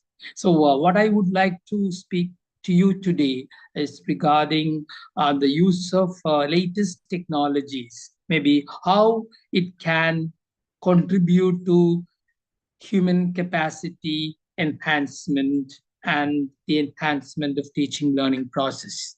So here, I would speak in a very general manner, not in a specific manner, how can these latest technologies, use of these latest technologies can contribute to the human capacity enhancement. At the same time, I mean both students and teachers, and how the extension, that is AI, artificial intelligence, is now doing wonders.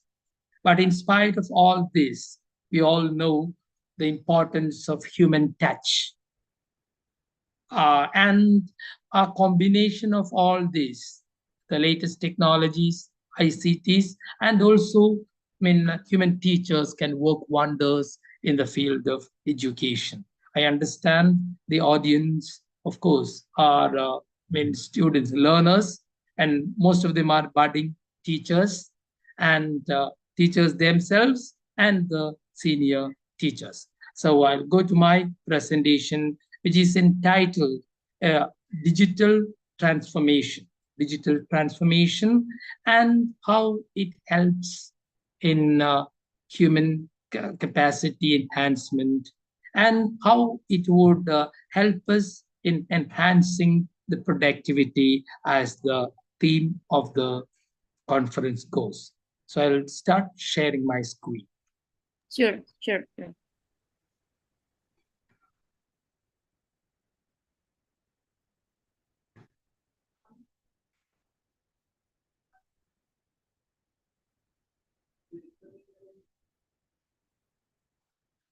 Hope it's visible now. Yes, sir. Yes, that's visible. So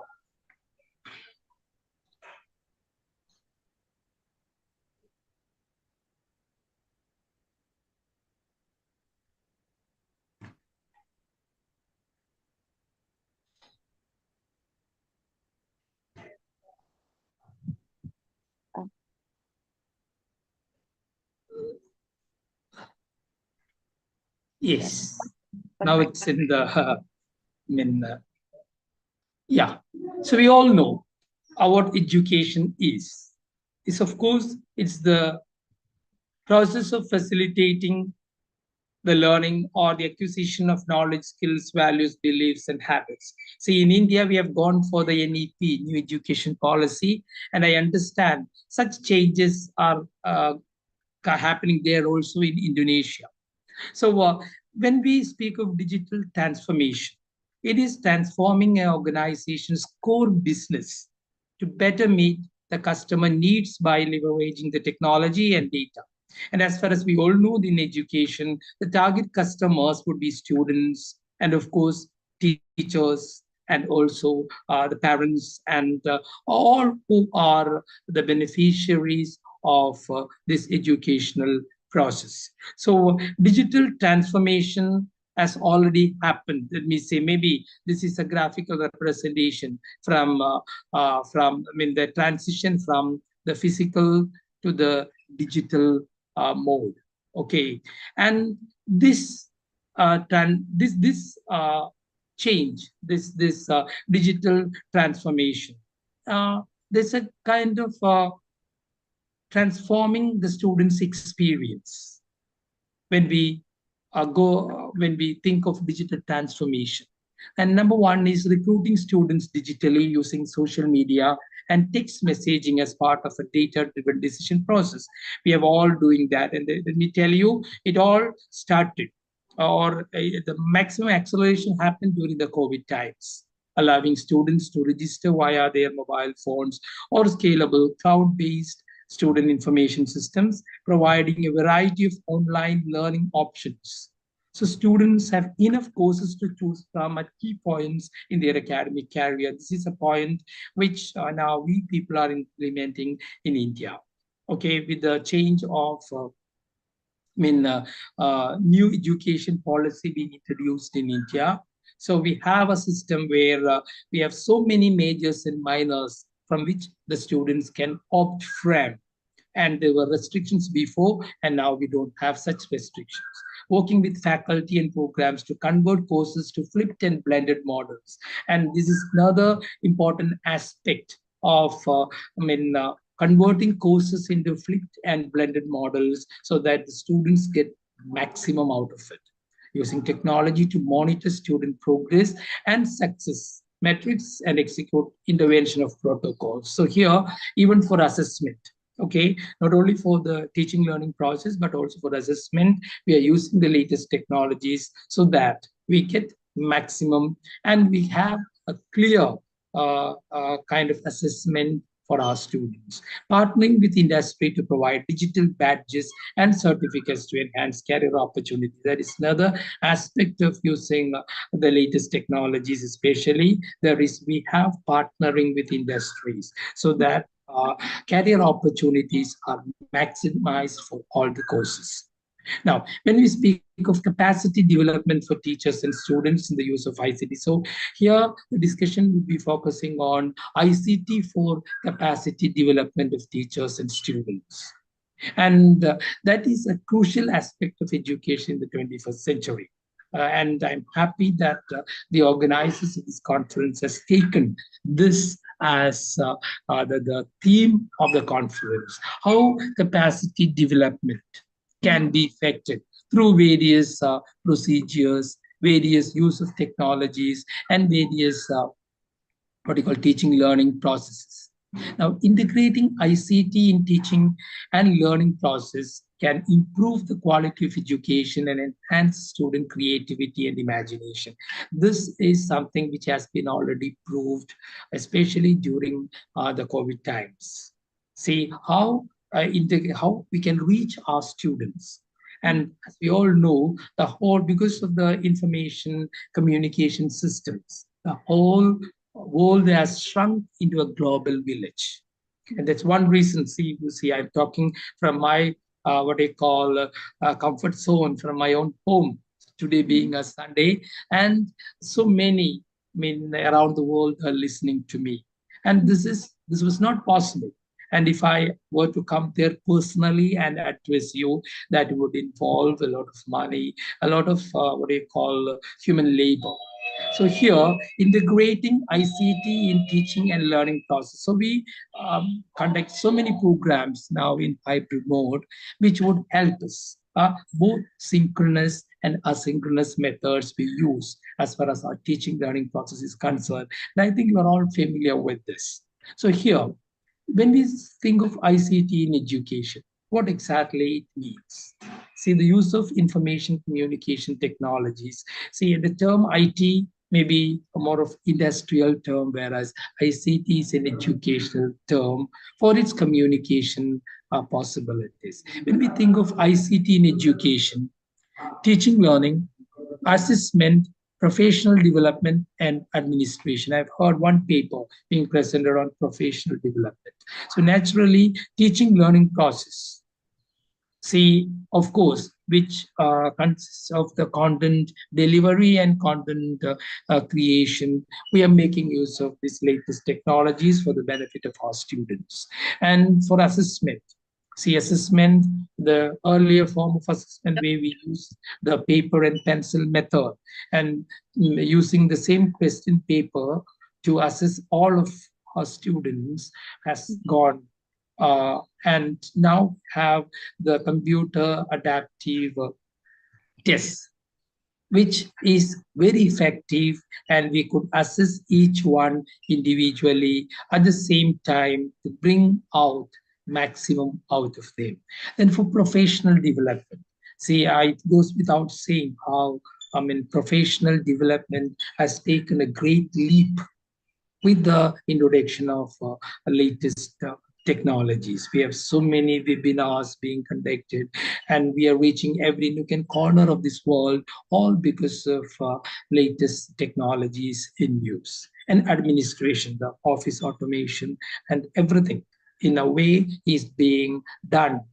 From the very beginning, that's what we really mean by digital transformation. So the whole educational system is now, transformed digitally, and for the benefits of, because I'm reminded of a book which I learned since this is how I entered this area of use of latest technologies in education. See, I've read a book, I think which was published in 1880, 1980 by William Purport. And in the book, the incident goes like this. 3 groups of professionals are traveling 100 years in the future to see how their profession, how their jobs have changed. And they are surgeons, medical surgeons, one group. Another group is, of course, bankers, and the third group are teachers. And it is said that 100 years back, they lived here, and when they travel 100 years in the future, and when medical surgeons enter the operating room, the operation theater, they are in fact wonderstruck to see the electronic gadgets which they cannot use. And the second, bankers, they are really embarrassed to see people collecting money from the roadside. ATMs, which are very common now. But teachers, they say when they entered the classroom, there was no much change, the same desk benches, and the blackboard might have changed into a whiteboard or a green board. So naturally, but gone are those days when we teachers were a bit reluctant in incorporating these technologies.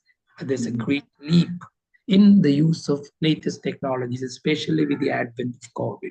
So as ICT and now AI in education, to a certain extent, has helped us. A kind of human capacity has increased a lot, both that of students and teachers in research, and in professional development in the teaching learning process.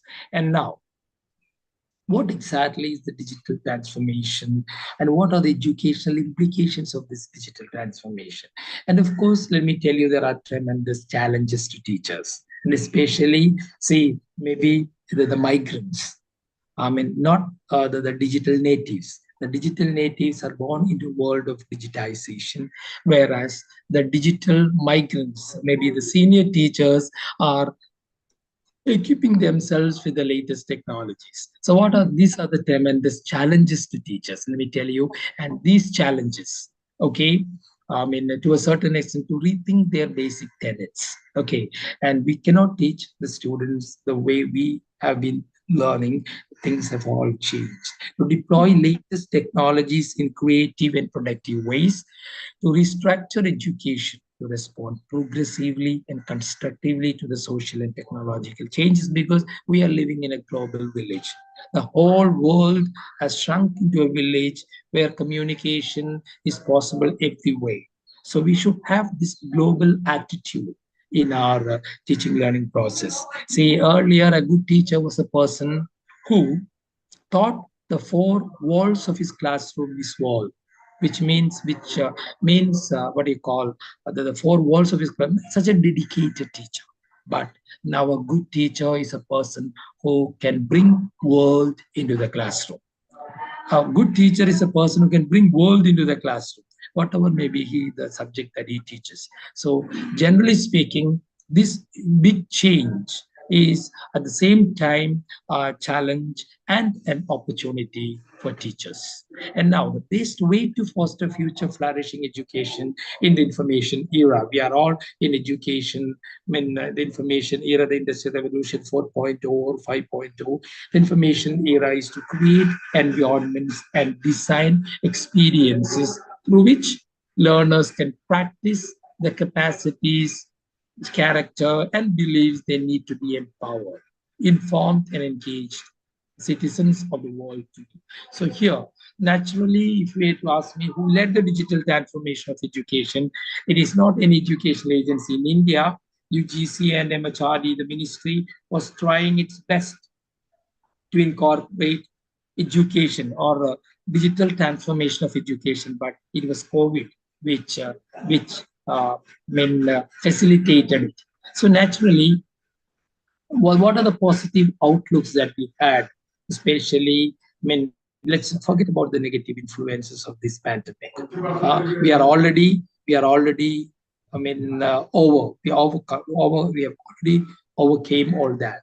So positive outlook is opening new avenues in the field of education. Many of the avenues would have been still closed if such a pandemic hasn't happened. Of course, we have the negatives, but of course, as far as education is concerned, it opened a lot of avenues and paving the way for learning new resources, and teachers and students both learned a lot of new resources, both asynchronous and synchronous mode of communication, giving an opportunity to experience new technology interventions. Okay, we were using technology, of course, in an optimum way. Now, new technology interventions all through COVID times, enabling learning of new skill sets. And a lot of us, both students and teachers, learned a lot of skill sets, new skills sets, reinforcing the need for continuous learning and creating a totally new education vertical. These were all benefits. So, in fact, it was a blessing in disguise. And now, when you think of these ICT-enabled classrooms, how effectively, the ICTs are being used, what is exactly the shift? I think now we are in that process, and we know why ICT classrooms bring about change in the way teachers teach. So there was a big paradigm shift happened during that time, which we are following even now. And one is a shift from knowledge, a teacher being a knowledge transmitter, primary source of information, to a learning facilitator, a collaborator, coach, knowledge navigator, and co-learner. So this was a big shift which happened from a knowledge transmitter to a facilitator, collaborator, coach, knowledge navigator. And teacher controlling and directing all aspects of learning was, of course, a teacher-centered classroom, which shifted to teacher giving students more options and responsibilities for their own learning. So such a shift as far as teaching and learning has been, it has happened. From a teacher being a facilitator, a collaborator, a coach who dwells more on all affective domains, on physical, not only cognitive domain, but what they call affective domain and psychomotor domain. So such a change, such a big shift took place. And this is the paradigm shift. Learner, at the center, and teacher, and one of the sources of information, and it was the duty of the teacher to introduce all these different sources. So that's what I said in the beginning, bringing world into the classroom. So when the world is, because it's all linked, now we have a great, interest in multidisciplinary, programs, where, because we cannot find one discipline as an island. It's all connected. And the industry also needs all this. So this was all possible because of this kind of combination. And then now another flipped classrooms, I think I need to mention that too. See, when we think of, because earlier, the traditional classroom, often we addressed only the lower cognitive levels like remembering and understanding. In the classroom, and sometimes we forgot or we couldn't get time for applying, analyzing, evaluating, and creating. But things have changed. We all know that. Instead, this Bloom's taxonomy flipped classrooms where, online we often reach our students, to make them understand and remember, and in the classroom, applying, analyzing, evaluating, and creating, which has become the order of the day, which was there because of the pandemic, but now it has come into our practice, and even the educational agencies are what they call promoting this. So this kind of flipped classrooms, flipped classrooms, it has to be talked maybe for hours. But this is also a great, in a way, enhancing the human capacity with the use of latest technologies. So the latest technologies have been used for the enhancement of human capacity, and which leads to the enhancement of productivity, both on the teacher side and also on the student side. So naturally, this would be what you call 21st century teacher. I think most of you are budding teachers, where when we return home, right, maybe after a webinar or after a faculty development program, naturally we should be ready with all the skill sets for 21st century. 21st century, major skills the students should learn are, of course, the problem-solving skills, the collaborative skills, the critical thinking skills, and also communication skills. So all these skills, in a way, has to be improved, has to be enhanced with the latest technologies. And of course, we also know the multiple intelligences. And I always think this is a winning combination. The multiple intelligences with the help of LC. So if you can address three intelligences, because since we don't have much time, if you can in fact address three intelligences with the help of ICTs in a classroom, I think maximum learnings can take place. So building a new paradigm, web access, information management, thinking pedagogy, everything together will contribute to enhancement of 21st century skill sets. But one very important thing is that we need to think of very seriously is this. It's not the different resources that you have, how to use them. It's very important. So now we have a lot of resources. We have a lot of what you call latest technologies, which we can use in the synchronous and asynchronous mode. But one very important thing is we should know how to use them effectively. I mean, for our students, okay, for our professional development, for our assessment. So using technology successfully in the classroom is a mindset, not a skill set, because skills can follow. The mindset, I think, especially the digital natives, the new teachers, and many of you have this mindset used to use what you call technology in a way which can benefit our students, benefit ourselves for our professional development, and also use them so that assessment is 100% clear. So all this mindset, okay, so I would say that the successful implementation of digital transformation of education lies not in hardware or software, but in human way. What do you mean by this human way?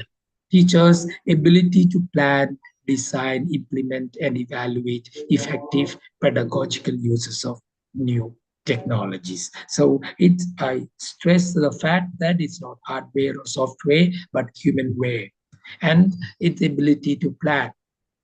I mean, the individual teacher's ability to plan, design, implement, evaluate, with the available technologies. So what needs to do smart work? And let me tell you, see, with the human and with the increase or with the enhancement of human capacity, that is what is called smart work. One needs to do smart work rather than hard work. We all know the story of Crow, which was thirsty and which finds a half-filled pot of water earlier times, okay, and puts stones into it, and the water level rises and it drinks. That's hard work. But now we have latest technologies. So naturally, we need to do smart work now so that both we teachers, we educators, and also the students benefit from that. So naturally, I advise or I exhort everyone to do, of course, hard work is important, but this is an era of smart work, and do it in such a way so that the best way to predict the future is to create it. It's not the best way to predict the future is to create it. So with that, I wish everyone smart teaching and learning, all teachers smart teaching and students smart learning, since we use this latest technologies. So let's predict future by creating it. Thank you. Thank you very much. Oh my God, that's very enlightening. Thank you so much, sir, for your presentation. It's very inspiring. And I myself, as an English lecturer as well, and just keep noting when you are doing your explanation, when you do your presenting, that's true. We need software, hardware, but the important thing is human work. I think that's the teacher must understand and also remember that. And I believe the students that joining us today that really enlightened as well with what you have mentioned, and as well with the lecturers, educators. Well, once again, thank you so much. And we would like to invite the audiences who are joining today to have a questions or probably a confirmation, or maybe you can sharing also your experiences when you are applied IT during your teaching. So I have seen Kalia just smiling. I believe that she's very amazed with your presentation. But before we have a question, I have also a little bit question as well to you. Okay. Now in biodiversity, especially in education institution, educator in education institution, there is a gap between senior lecturers and also junior lecturers or teachers. Where junior teachers, we can say they are digital native, and they are still like, it's very challenging for them to learn, even though open the Zoom, they are need somebody to help them. I wonder how is your university to close the gap. Yes, Okay, yes. okay. Yeah. As far as India is concerned, I'll address the matter in a very general manner. Of course, we have the digital divide. Okay, we have digital haves and have-nots. More than that, specifically coming to your question, yes, of course, we have digital migrants and also digital natives as teachers. See, often what happens is, digital migrants will have to put in some effort to learn, and we have also certain classes being conducted to equip them with the latest technologies. So naturally, nowadays we don't have such a big, gap between digital migrants and the digital natives as teachers. Both of them can. Another important thing is it's not that difficult, of course. See, maybe the digital migrants are not that used to using this before, and that's one reason they may be finding it difficult to find out a button. And as you said, Zoom, they need a help. But I think slowly they are, in fact, getting it. And the majority, the youngsters, are very comfortable. And let me tell you, the next generation will be more comfortable. And there's nothing wrong, maybe, in getting such. And it's, of course, the software side. Hardware, we need not worry about. Software is just like driving a car. Okay, and if anything goes wrong, we take to the garage, to the workshop. So what I would say is, for with certain programs to help them, it's quite easy for even a digital migrant to. And we don't need many resources, as I said in one of my a few good tools.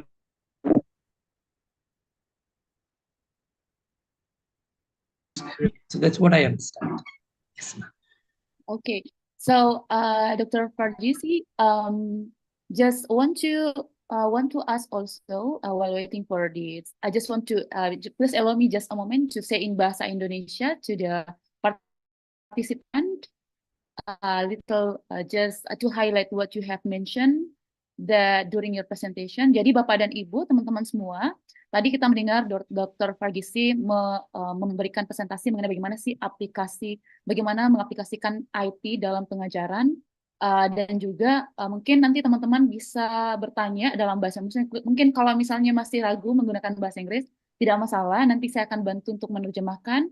Mungkin ada yang ingin berbagi bagaimana sih penerapan atau misalnya kendala-kendala, ya Bapak Ibu dosen atau Bapak Ibu guru dan teman-teman yang dialami ketika melakukan kita proses belajar ataupun proses mengajar. Silakan untuk langsung saja mungkin diketik atau langsung angkat tangan, nanti saya bantu untuk diterjemahkan. Yes, I just let them know that if you are reluctant to use bahasa English, I can help to translate in English. So anyway, because your topic is very interesting, I believe that it is applicable to all the teachers and also lecturers, even the students especially in South Sulawesi. Oh, we have Putri. Silakan Putri. We have Putri Sri Ardianti. Silakan Putri.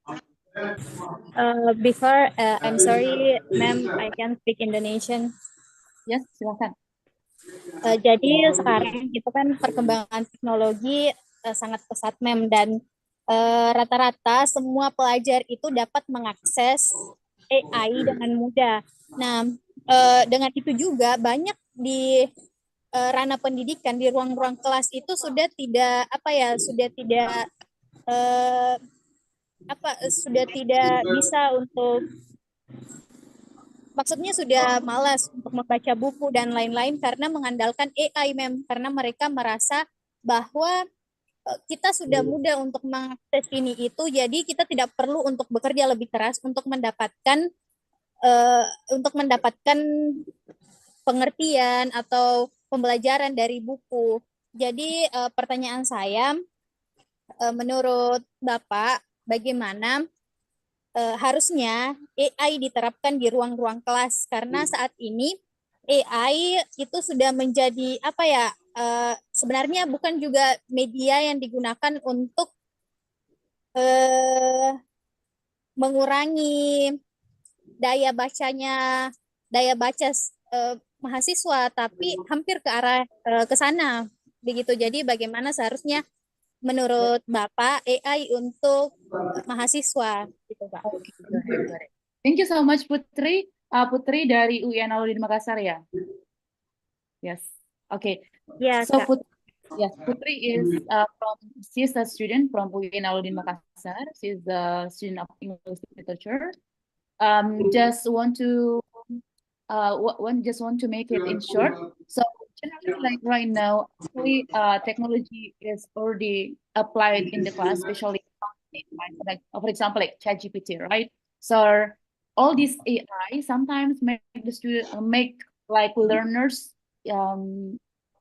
lack of motivation in reading books. So they just like typing when they have a question, they just want to like put a question on it and directly they get the answer. It's different like long time ago when we want to find the answer, you can search some books, go to library, you can write time. How do you see this kind of phenomena, Dr. Ferguson? Okay, that is a very interesting question. Okay, but things have changed, as you know. Earlier, we used to visit a library whenever we are in doubt, but nowadays we have Google, and the latest is, of course, ChatGPT, where your answers, you get all the answers. And I mean, I think it's the way now. It's nothing wrong, because people say that there is no much reading taking place, but a lot of reading is taking place on screen. Okay, we may not be reading those books. We have Kindle, and we have other resources where we do a lot of reading, our youngsters.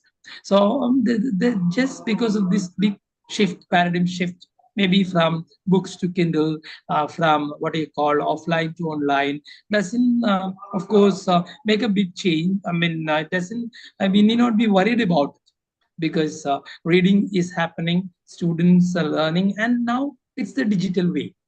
Okay, things are changed.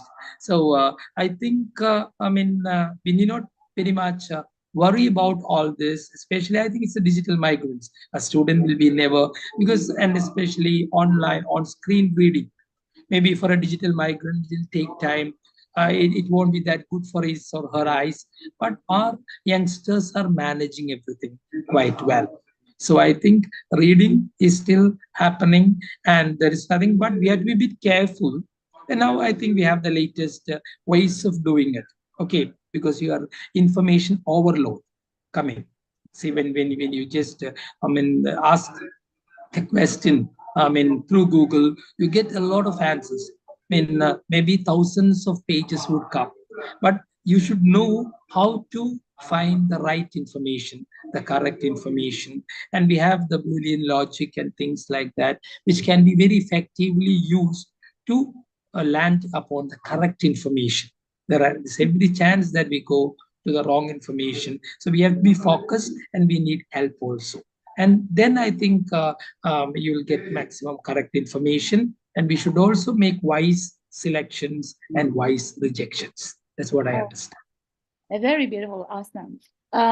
Okay, jadi teman-teman tadi, sorry, before I translate it, Dr. Fargisi, how we do apply the generally like the students, as Putri mentioned, there are lack of reading, find information is like find the shortcut way in getting information. How we apply it in the class, the acquiring of informations, so the students still eager to reading, not directly like just get it directly in short way. Okay, if I understand, your question was how students would reach on the correct information, right? How the students, how in learning process, the students can still be able to, have the higher motivation in getting the knowledge by reading. Yeah. Okay. Yeah, that's a question of motivation. Yeah, right. See, that's again a good question. See, when there is the lack of this human touch, or when you take a book from the library, okay, maybe from the library, and read it, and the entire what you call scenario is different when you go to what you call site, and you get a lot of information, and you find it sometimes difficult to reach the right information. So that is to be, I think we have now the latest technologies which help you to often land upon the right information. See, earlier we were going to Google. Now we have Chat GPT. Google used to give us what do you call thousands of pages, whereas Chat GPT is very much limited. Okay, they give you maybe the best information possible, and you have different ways of what you call trying it out and getting the maximum correct one. And the motivation is, I think, for digital natives in this search, in this surf, I think they don't mind spending a lot of time on the screen to get what they need. So that itself is motivating. Okay, because you get a lot of information, and from there you go and collect the correct information. That itself is quite motivating. And the teachers, I think teachers and the educators can play a very big role in helping students to get the right resources, right information, and keep them motivated even in a digital scenario. Okay. Wow, thank you so much, Dr. Fargisi. Sedikit saja saya berikan highlight dari Dr. Fargisi tadi bahwa sebenarnya memang untuk motivasi Business come up about project-based learning. I see it, and I think project-based learning is the order of the day now. You get involved. You know the process and the product through project-based learning, which will help you. I think the new education policy in India has incorporated this project-based learning, as a very important item on the all syllabi. I think it's the same in Indonesia too. So such learning can help you to get a kind of experiential learning, very important, which is very much needed. Experiential learning, which you can carry to your workplace, maybe after your education. Thank you. It's a question in the chat box. Okay, so thank you so much, Dr. Fargisi.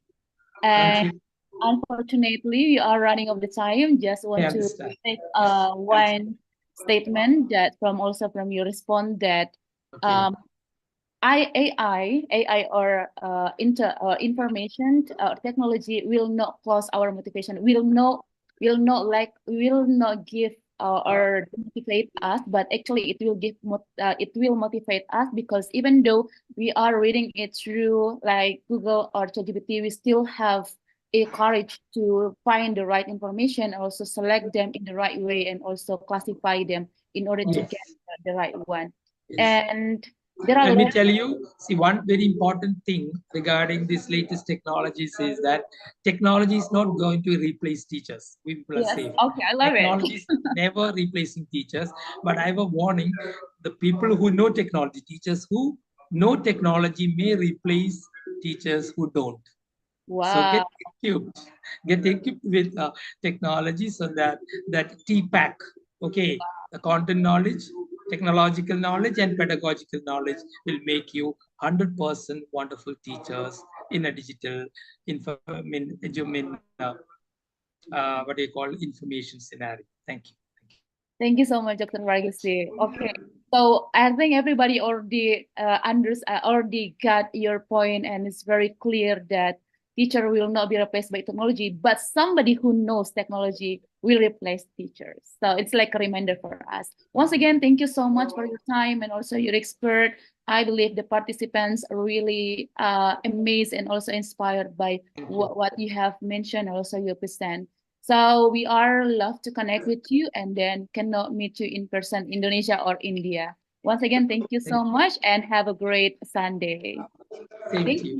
Mari kita berikan tepuk tangan yang luar biasa untuk Bapak Dr. Fargisi. Let's give an applause, amazing applause to him once again. Dan baik teman-teman, terima kasih teman-teman telah join Bapak Ibu dan juga adik-adik mahasiswa. Nanti kita akan bertemu lagi jam 1.30. Silahkan untuk apabila ada yang belum sholat zuhur, Silakan untuk salat zuhur dulu, sambil istirahat dulu. Setelah itu kita akan menikmati lagi presentasi-presentasi dari para presenter kita dari berbagai negara. So stay tune dan jangan lupa untuk berbagi cerita di akun Instagram di Pemuda Bangkit dan juga di Sekolah Bola Sugi. Terima kasih. Sampai jumpa jam 1.30 ya. Thank you.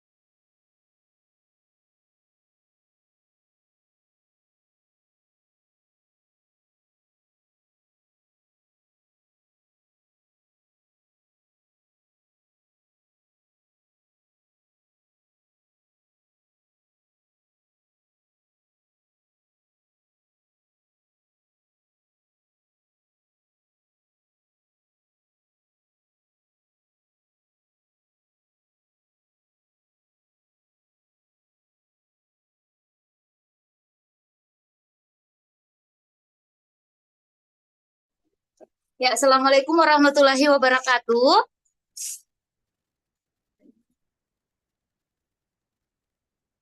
Waalaikumsalam warahmatullahi wabarakatuh, Kak Uni.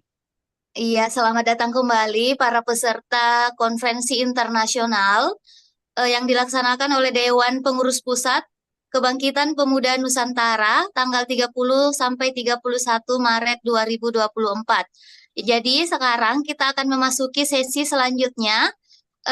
Di tengah-tengah kita sekarang sudah ada Ibu Nur Alia Nur selaku moderator, dan selanjutnya yang menjadi presenter kita adalah Ibu Aminah, sudah berada di tengah-tengah kita juga. Silahkan Ibu Nur Alia Nur memperkenalkan Ibu Aminah lebih lanjut lagi. Terima kasih banyak. Well, thank you very much. Terima kasih Kak Uni. Thank you a lot. Thanks a lot to DPP KPN. Well, Assalamualaikum warahmatullahi wabarakatuh. Dear audiences, ladies and gentlemen, Waalaikumsalam. Alhamdulillah, we meet again along with me as a moderator of this section. First of all, let's welcome our next speaker, Miss Amina. But firstly, allow me to introduce her to you all.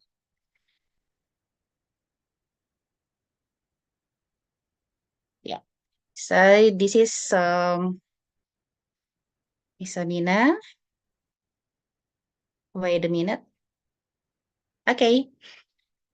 So this virtual international conference proudly presents invited speaker Aminah SPD MPD. So her affiliation is Institute Para Hikmah Indonesia. Her expertise is English language teaching, translation, material development, interdisciplinary subjects. Jadi selain beliau juga ahli di bidang pendidikan bahasa Inggris, pengembangan materi, dan juga tertarik ya dan ahli di bidang interdisipliner. Jadi kadang tidak selamanya di pendidikan bahasa Inggris ya, kadang bahas tentang moderasi beragama, Pancasila, dan lain-lain. Well, this is her phone number. Jadi kalau mau diskusi, ya, should you want to discuss more with her, you may contact her here. Nomor inilah nomor yang dipakai untuk WA juga. Ini emailnya. And then this is her Google Scholar. You may visit this Google Scholar to know more about her publications. And then next, yeah. She is ongoing postgraduate students, jadi Miss Aminah sementara proses S3 dirasa Islamiyah, makanya beliau interdisciplinary subject di UIN Alauddin Makassar melalui beasiswa LPDP Kementerian Keuangan Scholarship. Jadi kalau mau sharing juga tanya-tanya tentang beasiswa LPDP, you may contact her and communicate with her. And then she took her graduated degree and graduated in 2016 in Universitas Negeri Makassar. Majornya itu English Education or English Language Education.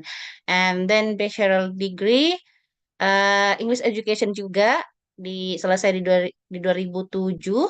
Ya, Miss Amina juga senior saya karena saya juga di S1-nya di UIN Alauddin Makassar, pendidikan bahasa Inggris.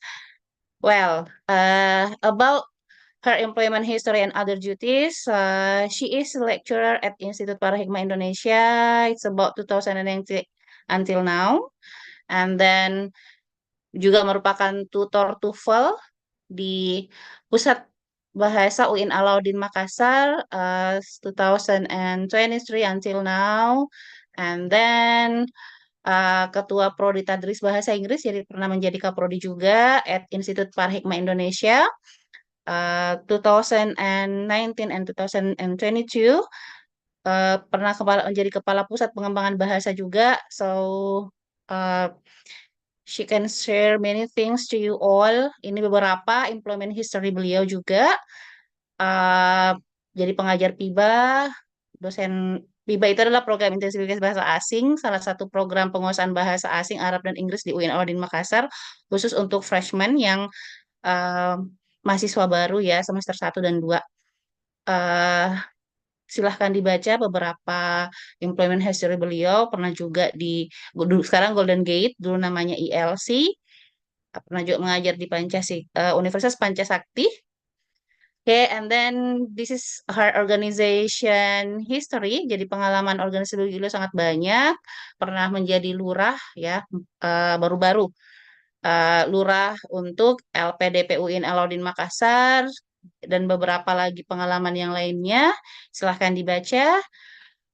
Dan juga ini beberapa training atau latihan yang pernah diikuti oleh beliau dari 2023 sampai 2019. And then scholarships. Ya, LPDP scholarships. Pernah juga dapat beasiswa BI. Ini juga agak susah saat itu ya, dan beliau pernah mendapatkannya. So amazing. And pernah juga dapat beasiswa pondok waktu beliau masih nyantri ya. Well, next. Yeah, she has a lot of public speakers records, banyak sekali achievementnya, pengalaman beliau sebagai pembicara, jadi sangat-sangat qualified untuk teman-teman sekalian sharing many things ya, utamanya yang tertarik untuk yang interdisciplinary knowledge atau interdisciplinary subjects. Well, ada beberapa di sini. Ini bisa teman-teman silahkan dibaca. Oke, ada banyak sekali, ada beberapa slide dari 2023 dari 2018 sampai 2023 dan masih terus berlanjut. Beliau sangat aktif di community service. Ya, beliau juga aktif menulis di Koran Tribun Timur, ada beberapa. Ini tentang Pancasila, tentang emansipasi perempuan, many more. And then, ini adalah publikasi, salah satu contoh publikasinya, beberapa ya, some of her publications. There are a lot of her publications, tapi ini beberapa contoh yang the latest one, yang terbaru. Yeah, so to know more about her, you may contact her and ask more and more to her. Yeah, well, without any further ado, I proudly invite Miss Amina to share her insight related to her topic. Time's yours.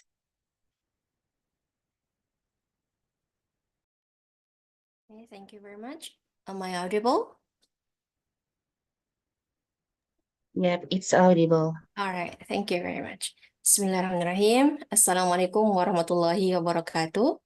Waalaikumsalam warahmatullahi wabarakatuh. Salam kebajikan, Om Swastiastu, Namo Buddhaya, Salam.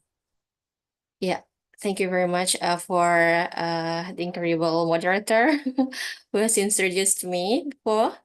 And then the Excellency, all of KPN members, Kebangkitan Pemuda Nusantara, and then Bola Sugi, Sekolah Bahasa Bola Sugi, yeah, who have provided this meeting or virtual international conference. It's so cool.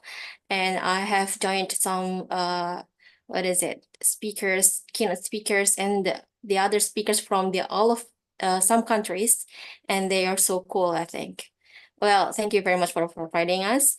And then today, I'd like to present my, Would you please show Miss Natalia? Help me. Sure. Okay. Even though I am from English Education Department, but today I'd like to present about Pancasila and education. Yeah. I think the previous speakers have talked much about education and English, and now I'm going to discuss about uncovering the value of Pancasila as alternative ideology in a multicultural society for sustainable human resource development. Well, jadi saya mix dengan bahasa Indonesia ya, karena ada beberapa saya lihat juga dari most of the participants are from Indonesia. Jadi kenapa saya mengkaji terkait uncovering the value of Pancasilia's alternative ideology in multicultural society. Jadi ada beberapa nilai Pancasila yang menurut saya itu tidak hanya berlaku di Indonesia. Ya, ini bisa juga berlaku di seluruh dunia. Seperti itu. Kenapa seperti itu? Nanti saya akan jabarkan. I will explain more why Pancasila can be applicable, in all of countries for multicultural society, for sustainable human resource development. To create human resource development, Pancasila value is really recommended. I'm going to discuss, or I'm going to explain more after this. Okay, next slide, please.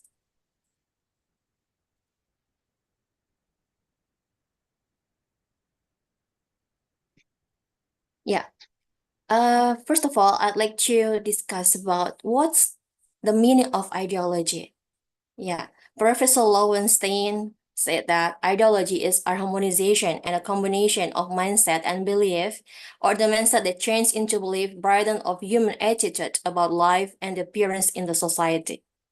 While Silva and Pandey into 2021 said that ideology is knowledge and value, which is a whole become the basis for a person to understand and decide their based attitude. Well, simply to say that, briefly speaking, ideology is like, the spirit of our movement, which is begun from our mindset or paradigm or perspective. Actually, KPN or Kebangkitan Pemuda Nusantara ini juga membahas tentang ini yang mendalam sekali. Dia akan berangkat dari bagaimana membentuk paradigma manusia, paradigma berpikir kita sampai ke ideologi kita. Nah, ideologi Pancasila seperti apa itu KPN lebih pakar di sini. So, for Indonesian students or Indonesian people or youth, please join KPN if you want to more understand about what ideology and Pancasila is, the core of it. Because the time today, I'm going to deliver just at glance. I cannot explain it more in details today because time is so limited. Well, next slide, please.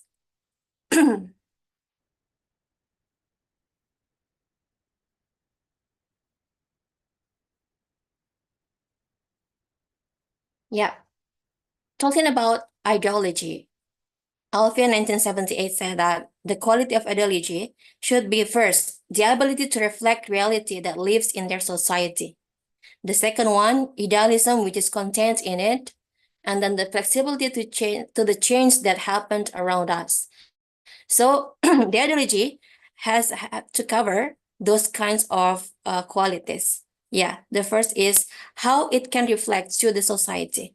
So it doesn't mean that it's only covers a part of the society, but the whole society. And the second one, idealism, which is contained in it. There should be idealistic or idealist fellow in it, which can cover all of interests of the people, and then universal. I will explain more later. Flexibility to the change that happened around us. Ideology should be flexible in the change of the era. For example, Pancasila has been our ideology in Indonesia since the freedom of Indonesia until now, and maybe inshallah until the hereafter. Until kiamat lah, something like that. I'm sure with that. And then Pancasila as the life philosophy of Indonesia nation consists of 5 pillars, which consist of first, this is from Masrohin Anwar and Srianto to 2021. The 5 values, the first one is transcendence. This is from the first pillar, believe in the one and only God.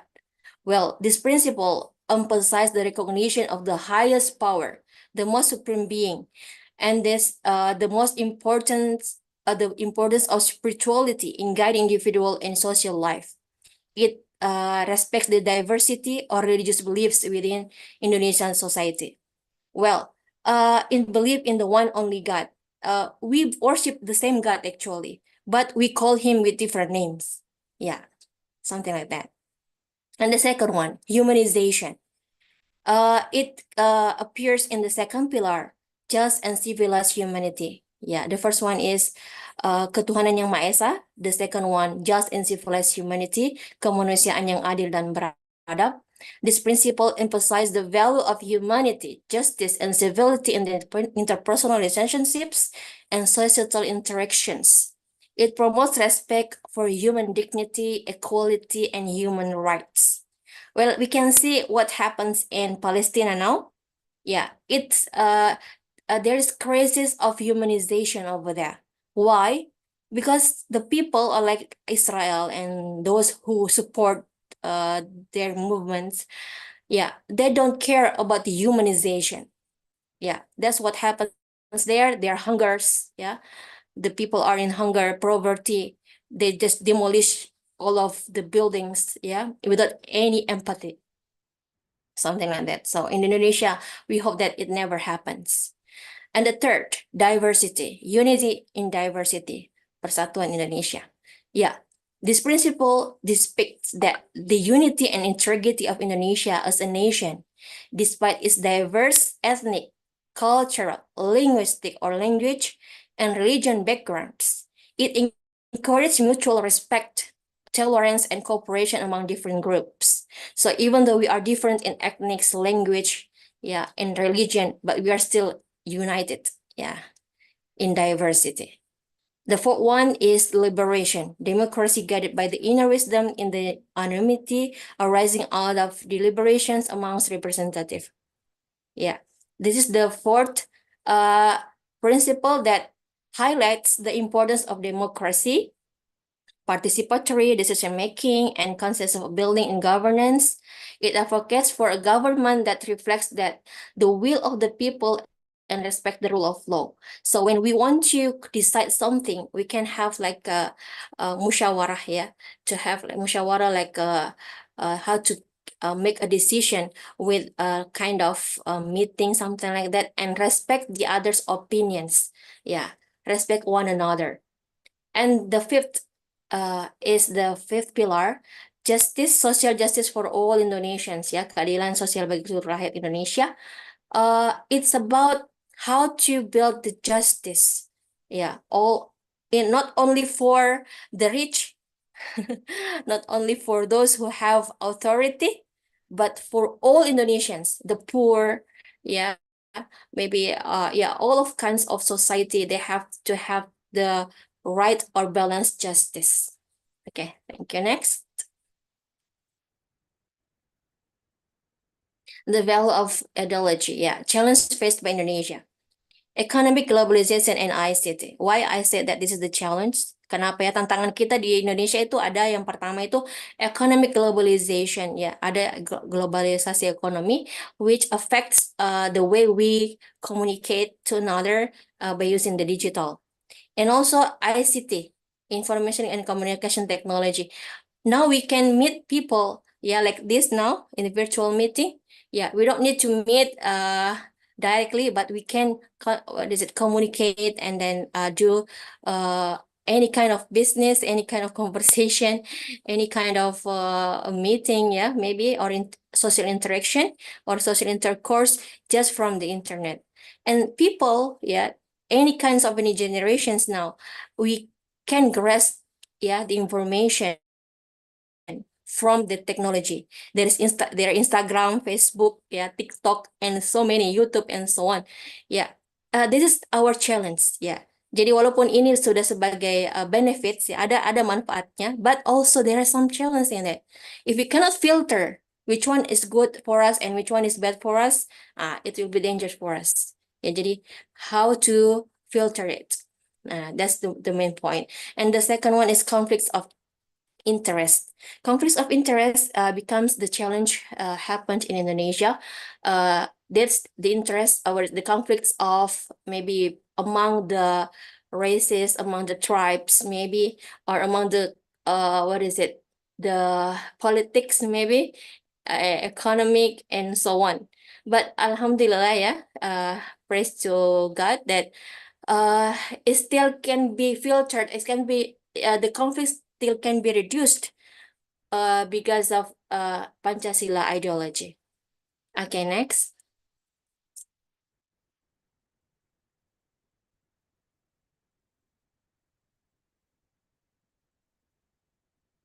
Yeah, okay. Pancasila as alternative ideology in multicultural society. The digital era has greatly facilitated foreign cultures to enter Indonesia. The younger generations use this foreign culture as lifestyle without filtering it, whether it contains Pancasila values or not. This causes Pancasila has been forgotten and no longer applied in their everyday life. So there are some dominant ideologies which, influence our thought or our ideology. The first one is capitalism, in which capitalist ideology refers to the set of beliefs, values, and principles that underpin the economic system of capitalism. At its core, capitalist ideology emphasizes the importance of private ownership of the means of production, free market competition, and the pursuit of profit, the primary driving force behind economic activity, leading to the critics such as individual ownership. Yeah, there are some critics for capitalism. The first one is individual ownership, income inequality, there is inequality, ketidakadilan, exploitation, and environmental degradation. So capitalism has been criticized, sudah dikritisi kapitalisme, and it proceeds to communism, socialism.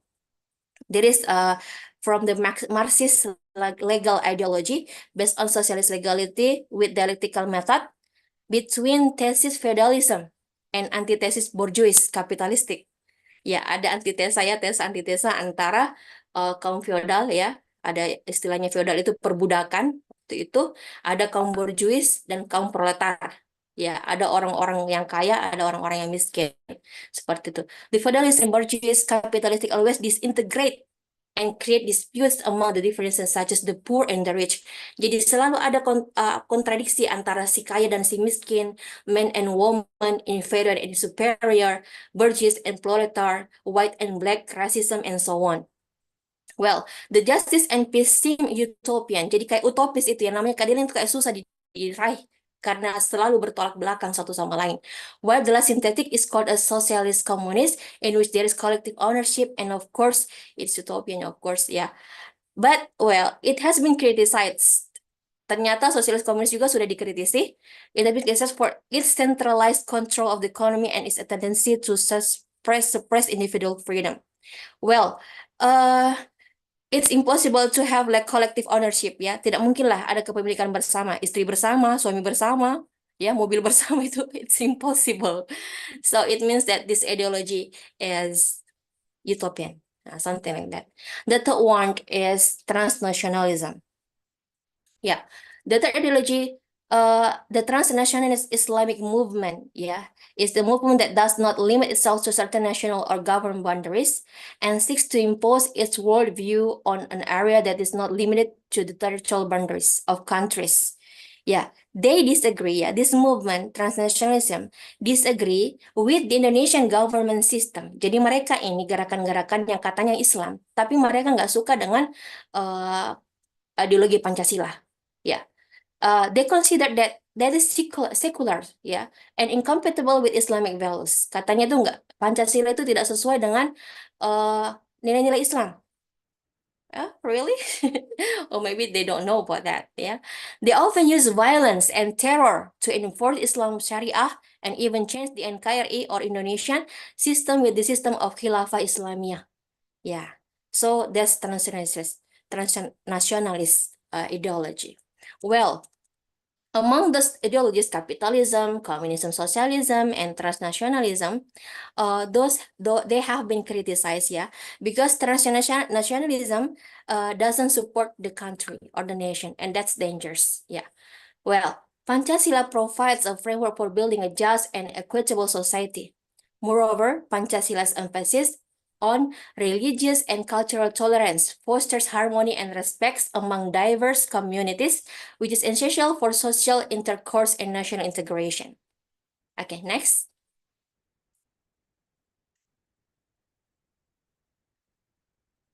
Nah, Pancasila as alternative ideology in multicultural society, the criteria of ideology, the first is, ideology is based on paradigm with a correct and rational epistemology. So, ideology must be rational.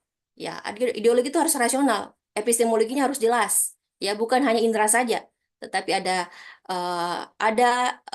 epistemologi lain yang kita perlukan untuk memahami ideologi itu. Ya, seperti imajinasi dan akal. Ya, so there are what is it?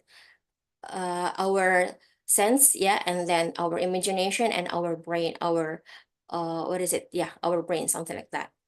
And the second one is ideology has unlimited goals. Yeah, it has to be what is it? Broad goals. Yeah, it's not only about the world or material oriented, but there is unlimited goals. Like, for example, our life goal is not only to make money. Yeah, there is like spirituality that the most supreme being that we have what is it as our orientation. So between dunia wal akhirah, ya, antara dunia dan akhirat. Jadi itu harus seimbang. The balance between the world and then spirituality should be balanced, something like that. And the third, ideology must be absolute, objective, and leading to optimism. Yeah, it should be objective and then leading to optimism. We, as the society of the country, have to be optimist with our ideology. Yeah, not it's unlike communism, capitalist, and then transnationalism, which has some weaknesses. Yeah, something like that. So it has to make our the nation or the society to be optimistic, something like that.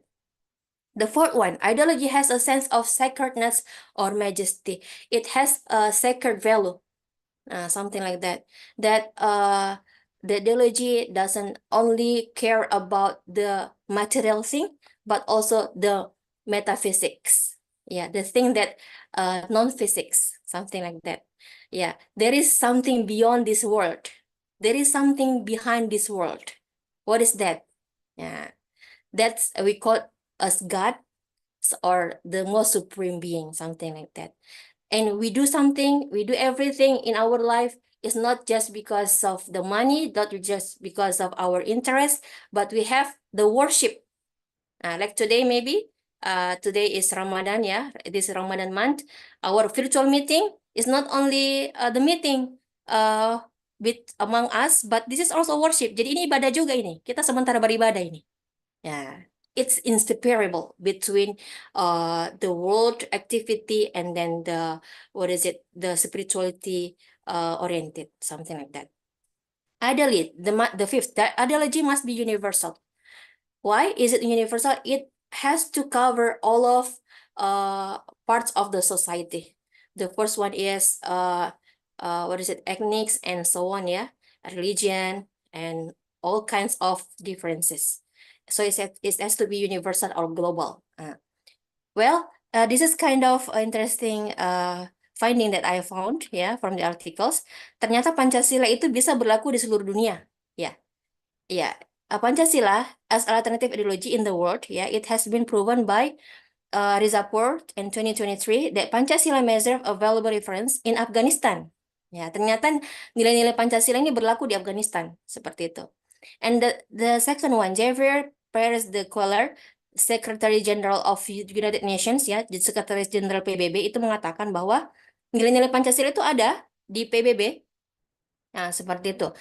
In our creative diversity, culture was defined as the set of distinctive spiritual, material, intellectual, and emotional features of society, in addition to art of literature, lifestyles, ways of living together, value system, tradition, and beliefs. And the last, Pancasila contains values which not only applicable to the national consensus of needs, but are also quite universal. And that is essence the five principles are in accordance with the core values championed by UNESCO. Jadi sama ya, sama dengan UNESCO. Prinsip-prinsip the peace, human rights, democracy, and sustainable development between UNESCO from United Nations and Indonesia are the same in the Pancasila ideology. Okay, next.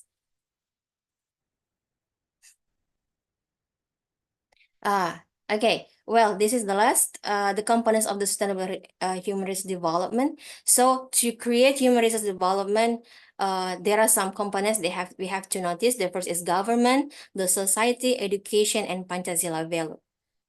How to instill the Pancasila value systems for sustainable human resource development? The first is from education. Yeah, the role model. The teachers should be role models. Yeah, the lectures and the teachers, and then project-based learning. Yeah, it has appeared in the curriculum Merdeka. Yeah, and then character building in civic education. Next, the training and seminar, soft skills and Pancasila values. KPN atau Kebangkitan Pemuda Nusantara also provide this kind of training about Pancasila. So soft skills also is really important for the human resource development, because when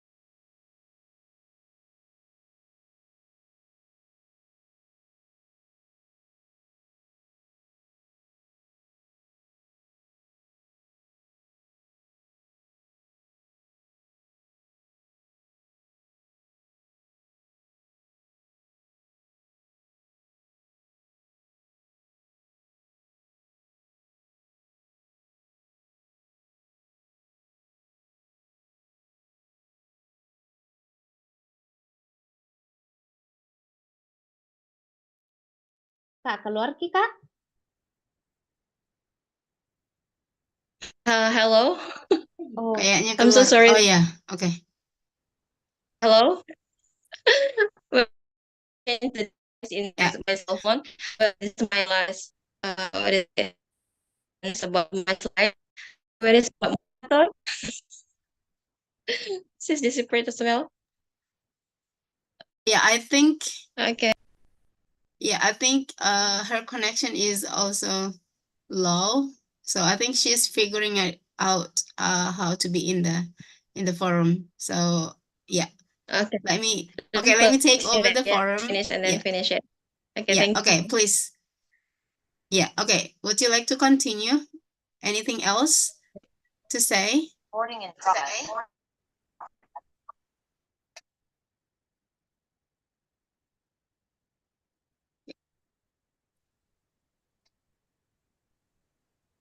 Excuse me. Thank you very much, Kak Jung. Sorry, Okay, yes, please. I have an unstable connection. okay, one last what is it? Explanation. Yeah, and this is important as well. For technological industrial work. Yeah.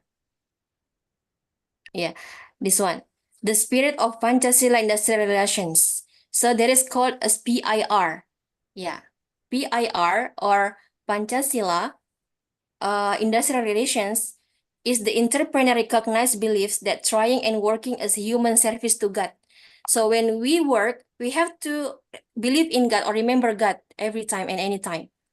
And fellow humans and views workers are not merely a factor of production, but as a personal human being. Jadi kita melihat manusia itu bukan hanya produk, tetapi kita melihat manusia itu sebagai manusia.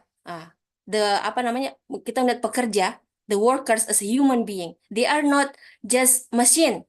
Yeah, the people who work are not just machine, but we have to see the workers as humans, something like that.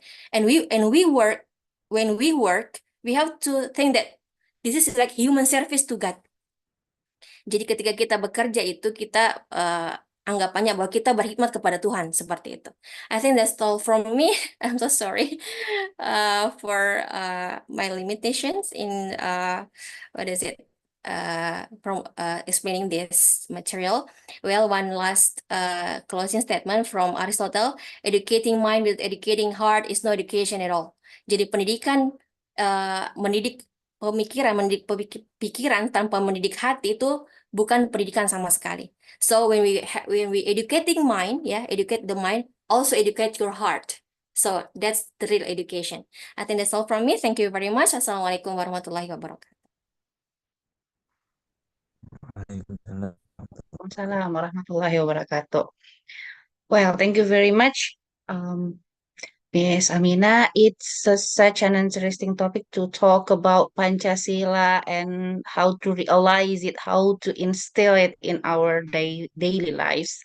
Well, yeah, I do believe that all participants have a lot of questions related to this topic, but I think I'll just open one question and directly, and other question maybe you can text it in chat box, or you can directly text to Miss Amina to ask more about Pancasila.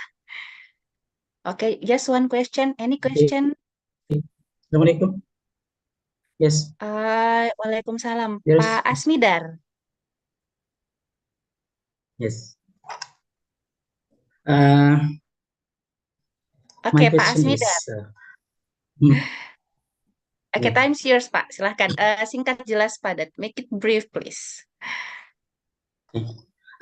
Related to Pancasila as an alternative ideology, it is means all the value in Pancasila, or maybe there's a specific point, because if we talk of Pancasila, it must be included with 5 points, as we know. Yep. Yeah, that is this question. Because in some country they adopted the value of Pancasila. I mean, it is all the value of the point, or maybe there's a specific point they adopt. Well, thank you very much for the question, Pak Asmidar. Yeah, I invite Miss Amina to answer the question. Okay, thank you very much, Pak Asmidar, for asking for that valuable question. Ya, terima kasih banyak atas pertanyaannya, Pak. Of course, those 5 pillars are important to apply. Jadi 5-5-nya ini semuanya, all of them are interchangeable actually. All of them have to support one another. Jadi semuanya itu saling berkaitan. Why in Islam the 5 pillars have their verses. Jadi semuanya ada ayatnya nih.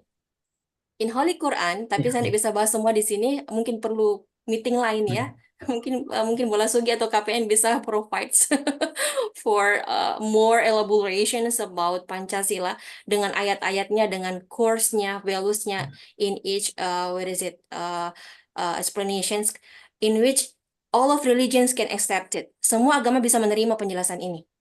Nah, itu yang terpenting. Semua agama, all of religions, all of tribes, semua suku, all of races, semua, all of countries even, because it's universal values. Jadi Pancasila is universal value.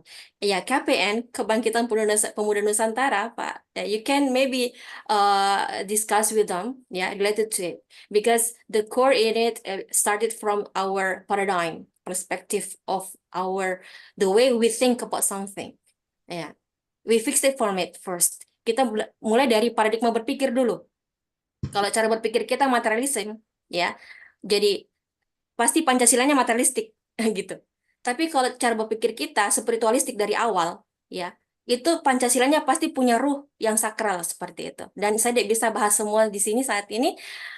Mungkin Ibu dia dari Bola Sugi atau KPN akan memprovide lagi untuk ini, atau Pak Asmidar langsung contact us for more explanations, because the next presenter is already here.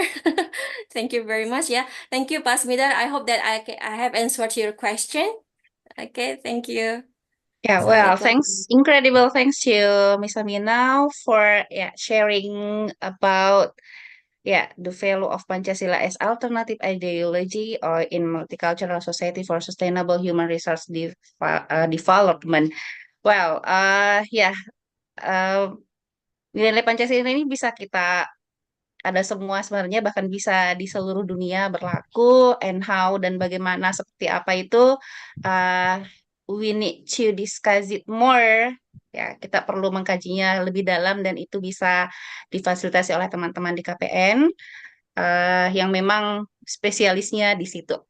So I think that's all for this section. Thank you very much. Thanks to all the participants. Thanks for your attention and participation. Thank you very much, Miss Amina. Silahkan kalau masih ada yang mau bertanya boleh nge-text ya, nge-chat Miss Amina. I hand over to the next moderator. It is Kak Laila Jum, Nur Laila Jum, right? Miss Anna.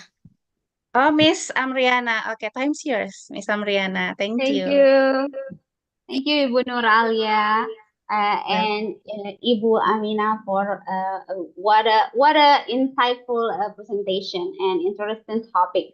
But today, we already have Dr. Haruna Abu Bakar with us here. Welcome to our forum, Dr.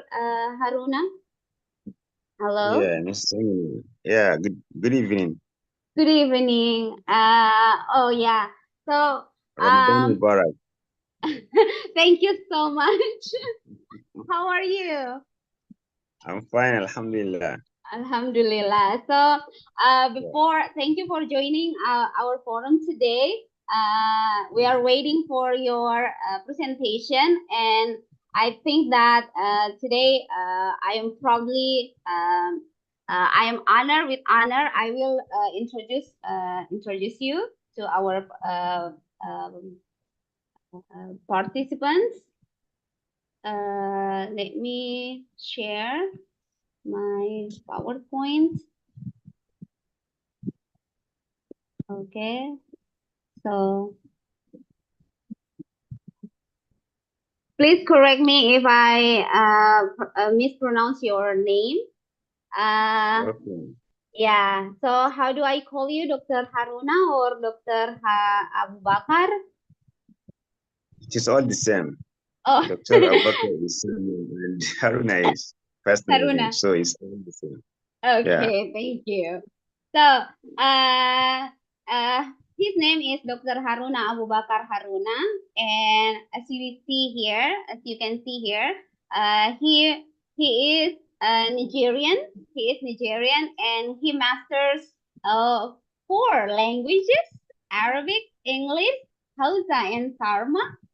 And then he has, if you have questions or interested to his topic for today, you can email him. And he also got scholar ID. And the next one is he got 9 qualifications. I think he got academic qualification, and then the latest qualification, he got his PhD at Universidad Franco Arabi. Yeah, Arab. Arabia. Okay. Yeah, it's Arab. Okay. Thank you so much. And the second. The second is master. He got his master's international relations certificate at Sudan Academy of Sciences. And in 2020 at 12, and his master's in Arabic literature and critics in University of Dar, and many more. And then he also became a keynote speaker, and since 2021, since 2020, he presented more than 4 topics, as you can see on the screen. And the last one that I can summarize is he also got became honor guest honor for some themes. You can see here, and those are different topics that I think we can discuss today. And so I can't wait for your presentation and the topic that I think that it's really, really insightful. So I don't want to take your time more. So time is yours. Okay. Thank you so much for this nice presentation, or I can say introduction me to your a student and my colleagues there in Indonesia. Thank you so much. It gives me much pleasure to be one of the speakers at this great conference. So I presented related topics at so many conferences, and especially in Indonesia,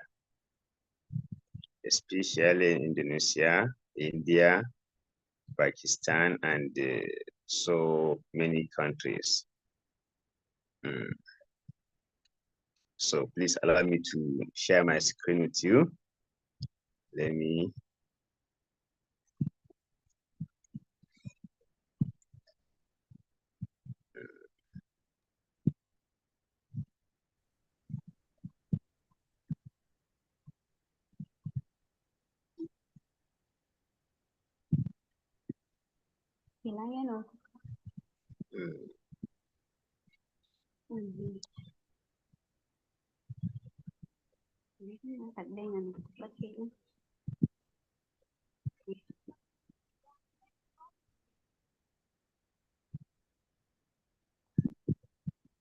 Okay.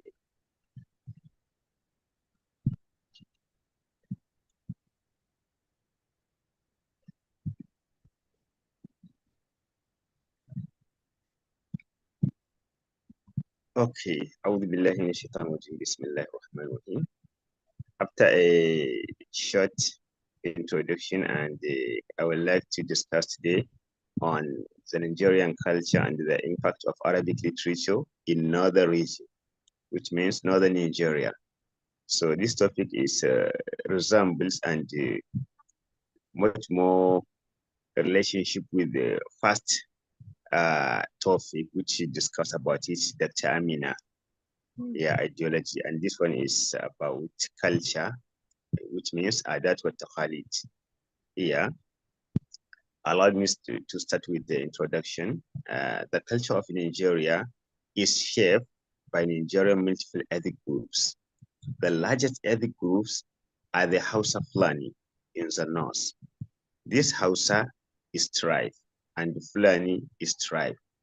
Yeah, they had a common language, Hausa language, and specialized in blacksmithing.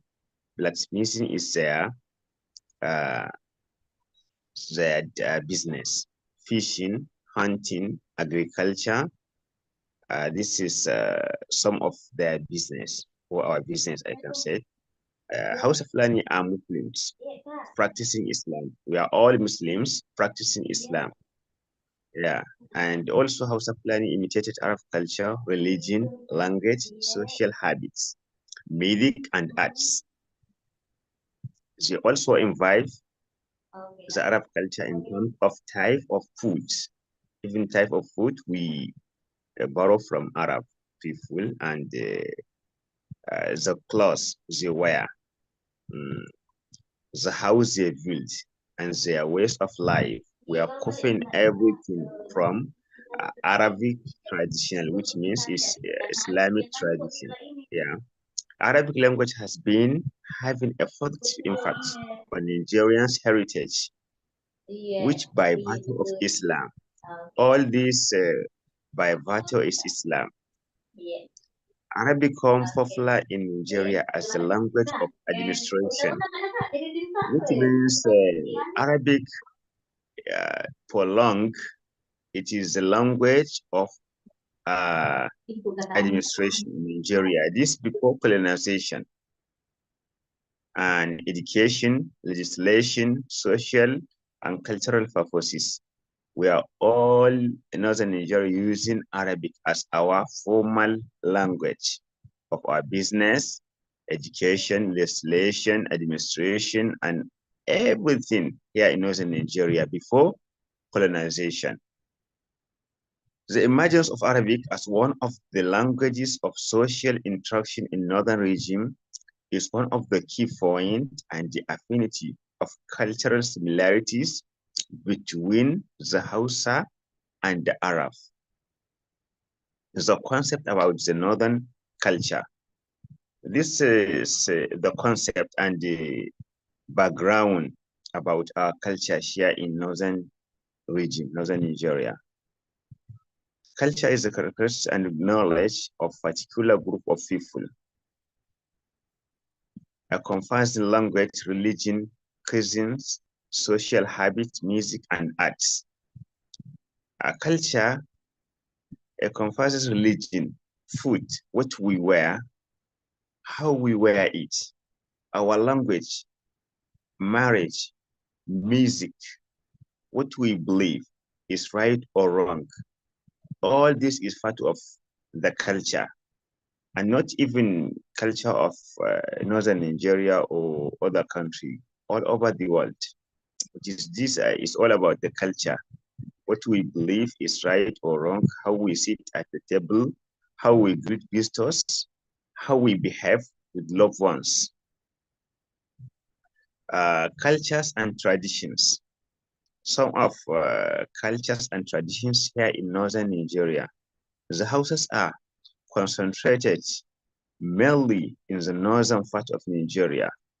The Hausa states, also known as the Hausa land, where independent political entities founded by the Hausa people and situated between the river Niger and Lake Chad. This is a coat of arms of Nigeria and the flag of Nigeria, and this third picture is symbol of northern Nigeria. Here is some states of northern Nigeria like Kano, Sokoto, Zamfara, Katsina, Niger, Adamawa, Borno, and so on. This at least 20-something states are all practicing Islam, are all Muslims practicing Islam, and they are all Hausa Fulani as their tribe. They had a common language, laws, and customs.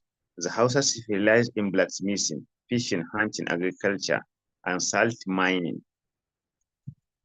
The northern city of Kano, which we call Kano northern city, became most powerful and was a major trading center in ivory, gold, slave trade, salt, cloth, leather, and grains. This some of the pictures about the blacksmithing tradition, fishing, and some of agricultural activities in northern Nigeria, as you can see in these pictures. Here are some cultural dance in northern Nigeria and shape of our building, traditional buildings, you know, and some traditional and royal buildings of the northern city of Kano.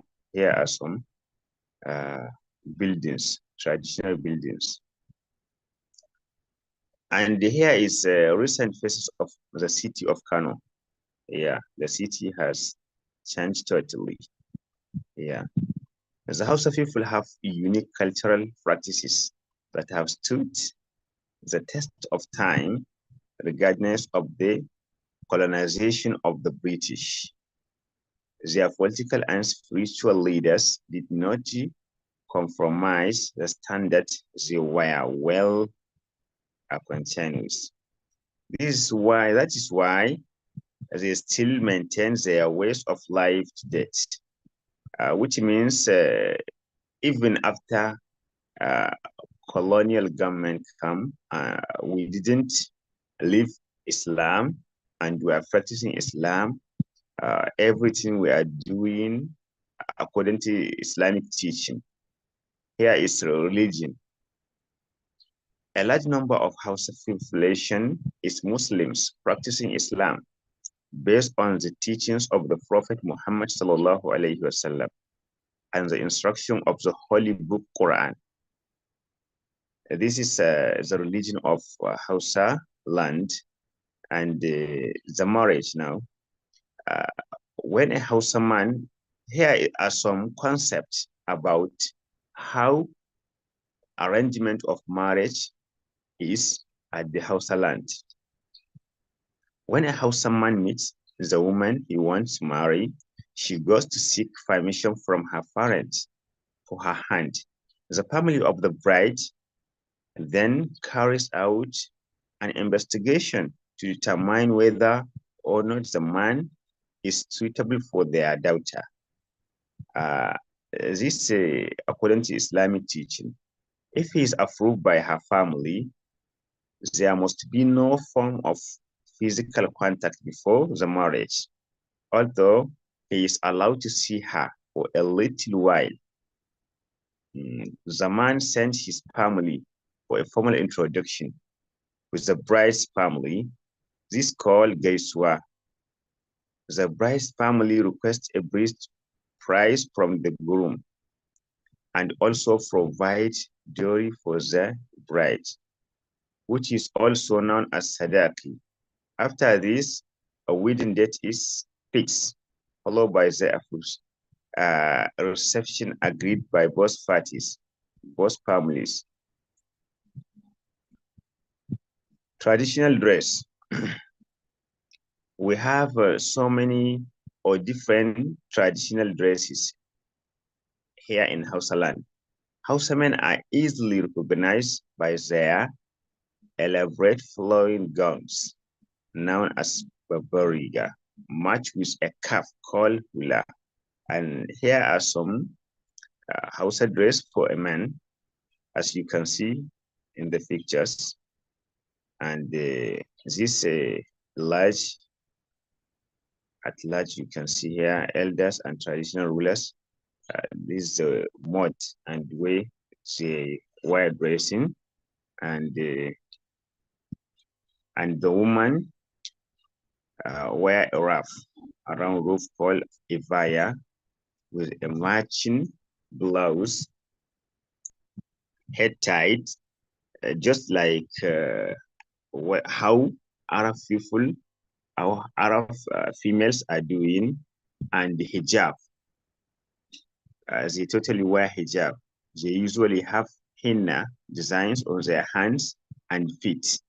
In general, their dressing style is very conservative. As you can see, here are some women with hijab, some of them with niqab. Yeah, as you can see. And here are language. Hausa is the most widely spoken language in West Africa and primary language spoken in all northern states in Nigeria. The Hausa language is written in Arabic characters. Example, even Hausa language is the largest language as speaking in West Africa. And also in Nigeria, as we said, we stated this before, Hausa are using Arabic alphabet to write their language. They don't have this Latin text before. They are using the Hausa language is written in Arabic characters. As you can see, shu written in Arabic characters like this. As you can see here, and about 1/4 of Hausa words are made of Arabic language. Many Hausas can read and write in Arabic because at the early age, they used to go to Islamic school even before primary school. Yani at an early age, they are required to go Arabic language schools. Here are some children's learning Quran at the early age. And also here are some foods of Hausa people in northern Nigeria, as you can see. And we have a Daba festival, which Hausa people are doing yearly after Eid al-Fitr, after Ramadan and after Eid al-Adha. The Daba festival is an annual religious accusation celebration in several cities of northern Nigeria, including Kano, Katsina, Sokoto, Bauchi, and Bida. The festival marks the end of Ramadan, and also after Eid al-Fitr and Adha, as we stated. It begins with prayers, followed with colorful parade of the emir and his entourage on horses, accompanied by musicians, and ending at the emir's palace. As you can see here, the emir and his servants, as you can see, this is how they dress. And here are some people riding horses at the after Eid al-Fitr. Here are some pictures, as you can see. And we are moving now to Arabic education and literature in northern Nigeria. History shows that the people, the place of Arabic language in multicultural society are very affluent, especially after the emergence of Islam, when Islam spread beyond its domain to Africa. Eager to learn Arabic by people become noticeable for many reasonable factors, as we stated before, for the reason of religion, Islam, trade, diplomacy, and so on. So people eager and trying and rushing to learn Arabic language for these purposes. Yeah, the learning of Arabic alongside with Quran confirms the reality of the foreign status of Arabic language in Nigeria. This is the fact. Arabic literature in northern Nigeria, the strength of Arabic literature in northern Nigeria is traceable to when Islam reached the country in 11th century, as we stated. Even in introduction, we stated this through the regular contact of the Arab scholars from Sudan, Turkey, and Morocco, and the other neighboring countries. Northerners imitated Arab culture, religion, language, social habit, music, and arts, also imitating the Arab in their prose and poetry. Even in the prose and poetry, we are copied from Arab. Similarity, here is some similarity between the Arab and Northern culture, even in the traditional, the mode of dress, and most of our habitual here in northern Nigeria. Nigerian people, especially Muslims, also imbibe the Arab culture in terms of the type of food they eat, the clothes they wear, the houses they build, and their ways of life. Even the mode of food we are copying from them. This, coupled with some instances of cultural similarities, inform their claim of the genetic relationship of their languages with Arabic.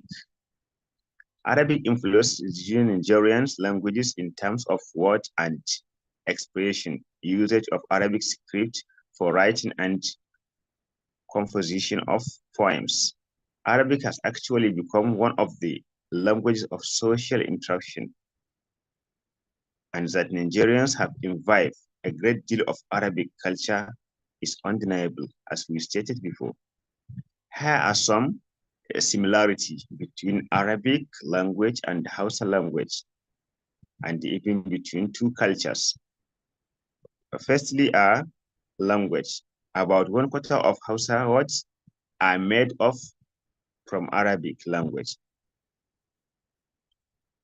Specifically, Hausa and Fulful, they borrow a great deal of Arabic vocabularies, and their internal linguistic structure reveals their affinity with Semitic languages.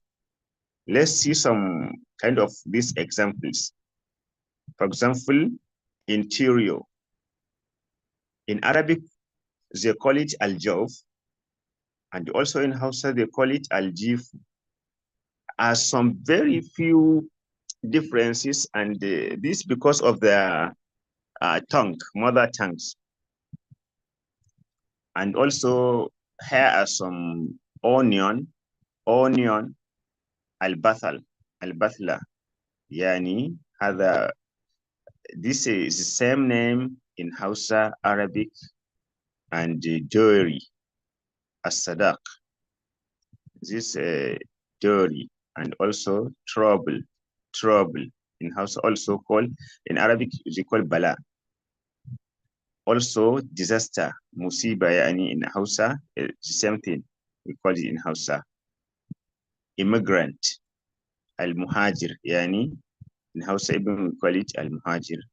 And mattress, katifa, yani السبت, the أيام الأسبوع يعني ينادي هكذا. نفس الشيء في الهوسة. The same in Hausa language, and also some counts. Sunday, al-Ahad, Monday, al-Ithnain, al-Thulatha, يعني al-Arbi'a, al-Khamis, 20, 30, 50, يعني Wednesday, Tuesday, 20, 30, 50. All this in Hausa is the same as Arabic. This is the mode of writing script. The practice of writing their languages in Arabic script, which is known as Ajami. Yani, if you say Ajami, it means Al-Ajami. Anyone, if he is not Arab people, we call it Ajami, Al-Ajami. This word is derived from Arabic words, Ajami. Effort has been made by scholars to standardize Ajami script. Ajami script is also used in Nigerian money, indicating amount in Ajami and English, like 1,000 naira.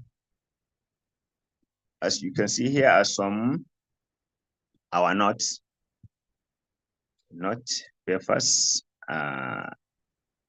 You can see it written on it with this Ajami script in Arabic text. Even our current money currency, we are using this Ajami. This one of the similarities and the ta'asir al-lugha al-arabiyya, yani. And some Ajami script.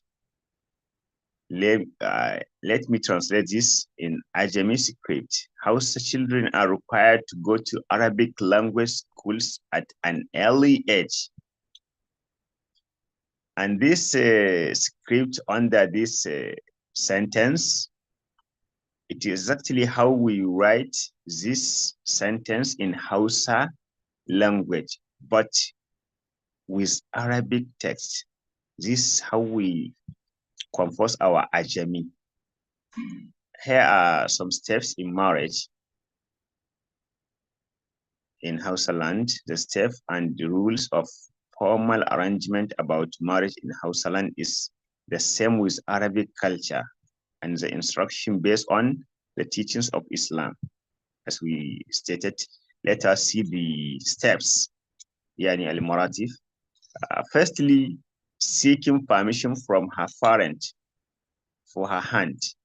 This is the first step. الخطوة الأولى يعني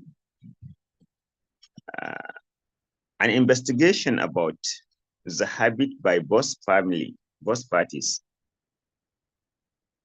You have to go and investigate whether he is suitable for your daughter if he have good habits. أو كما قال صلى الله عليه وسلم إذا جاء من ترضون عن دينه إلى آخر الحديث أو آخر الآية كذا. He is allowed to see her for a little while. يعني this is a part of the أحوال الشخصية حكم النظر إلى المكتوبة. It is allowed for you, Islam allowed for you to go and see your bride before marriage, to see her, to see how he is. There are so many places النبي صلى الله عليه وسلم يقول هل نظرت إليها? Did you see her? When one of our Sahaba come and tell him, I want to marry. He said, did you see her?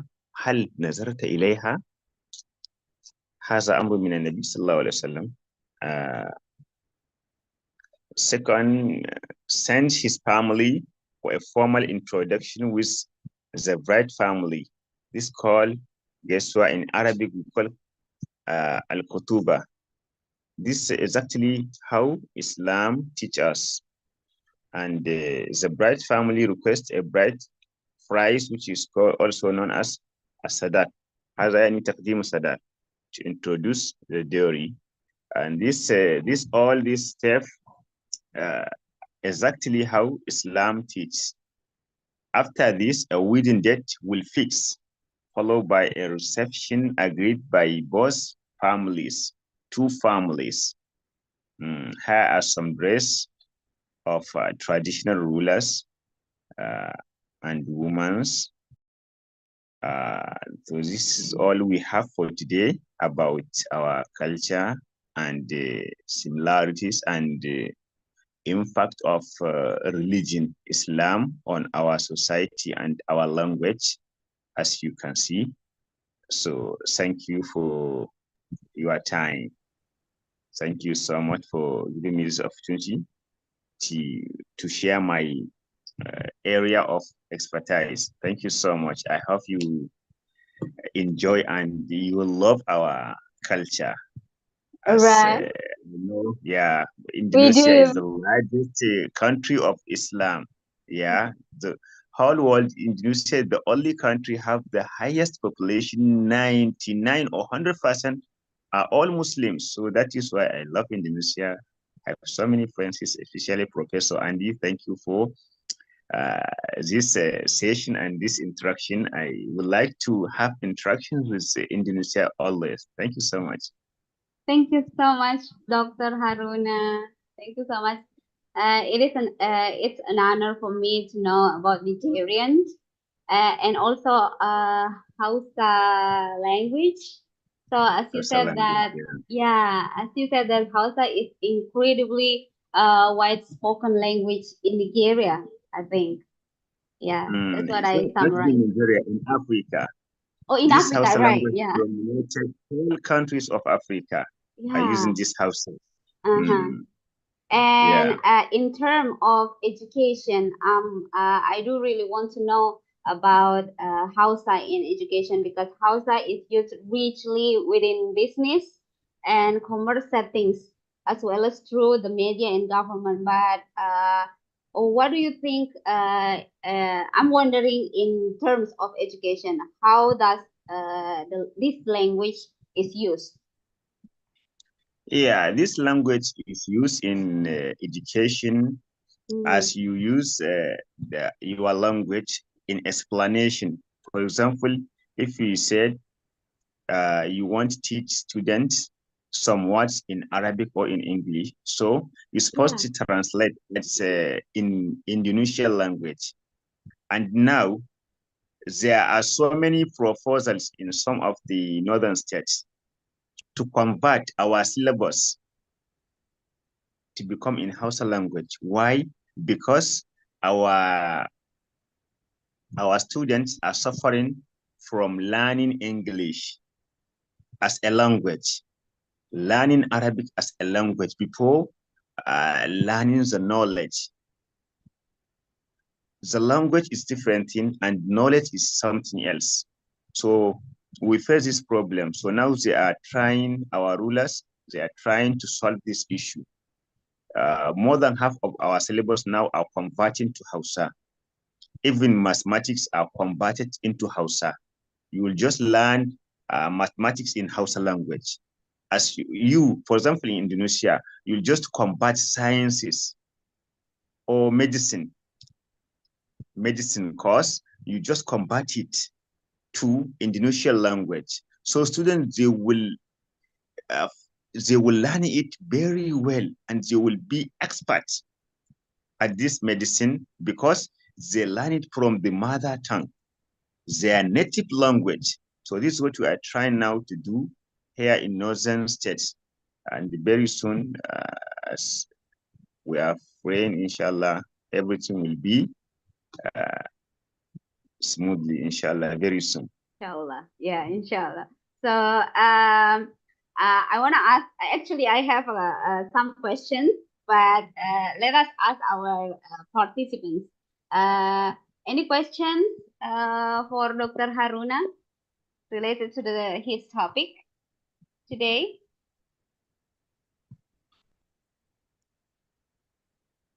Please. Okay, may I? Yes, please. Yeah, thank you. Yeah, thank you for the very nice presentation, Dr. Haruna. I am a language enthusiast. I love learning foreign languages. What is the root of Hausa and Zarma? Are they from the same root with Arabic, or are they from totally different roots? Yeah, And then well, my second question is, if someday I visit Nigeria, what language should I learn? Hausa or Zarma? Thank you. Thank you for your question. Firstly, I would like to say the root of Hausa language is derived from the oldest African languages, even before the emergence of Islam. So after coming Arab for business to Africa, so Hausa people trying to copy the mode of life of Arab from Arab. So this language, more than half of this language swipe out and replace it with Arabic language. So this will happen. Before, the language is a normal language of African language, and it's very, very small amount of people are using this language. And after coming Islam to Africa, the whole people of this Hausa land trying to copy the way of life, the languages of Arabic. So that is why after emergence of Islam, all Hausa people and all Hausa land trying to copy everything from Arab. And after that, the whole African countries, because of Islam, they are all learning Hausa. They are now speaking Hausa. This first question. And second question is, this Zarma is not a Nigerian language. It's a language I learned from Republic of Niger when I go there for my PhD. So I learned this. It's not a Nigerian language. I learned it from there, and about 30 million population using this Zarma. And how this Hausa language, over 500 million people using in Africa. So this is the difference. I hope I answer your question. Thank you. Yeah, thank you very much. Okay, thank you very much, Miss June. Thank you so much, Dr. Haruna. So I think that's all because we don't have enough time. So I'm very honored to have you today. Thank you for joining in our forum, Dr. Haruna. Thank you so much. Thank you so much. Yeah, hopefully we can meet in another forum. Thank you so much. Thank you so much. Take care. Thank you for giving me this opportunity. Iya, oke.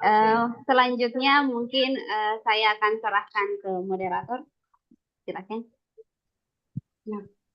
Yeah, thank you so much, Dr. Haruna Abu Bakar, for joining in our international conference. Yeah, thank you. Thank you so much. It's my pleasure. Thank you so much. Take care. Yeah, you're welcome. Yeah.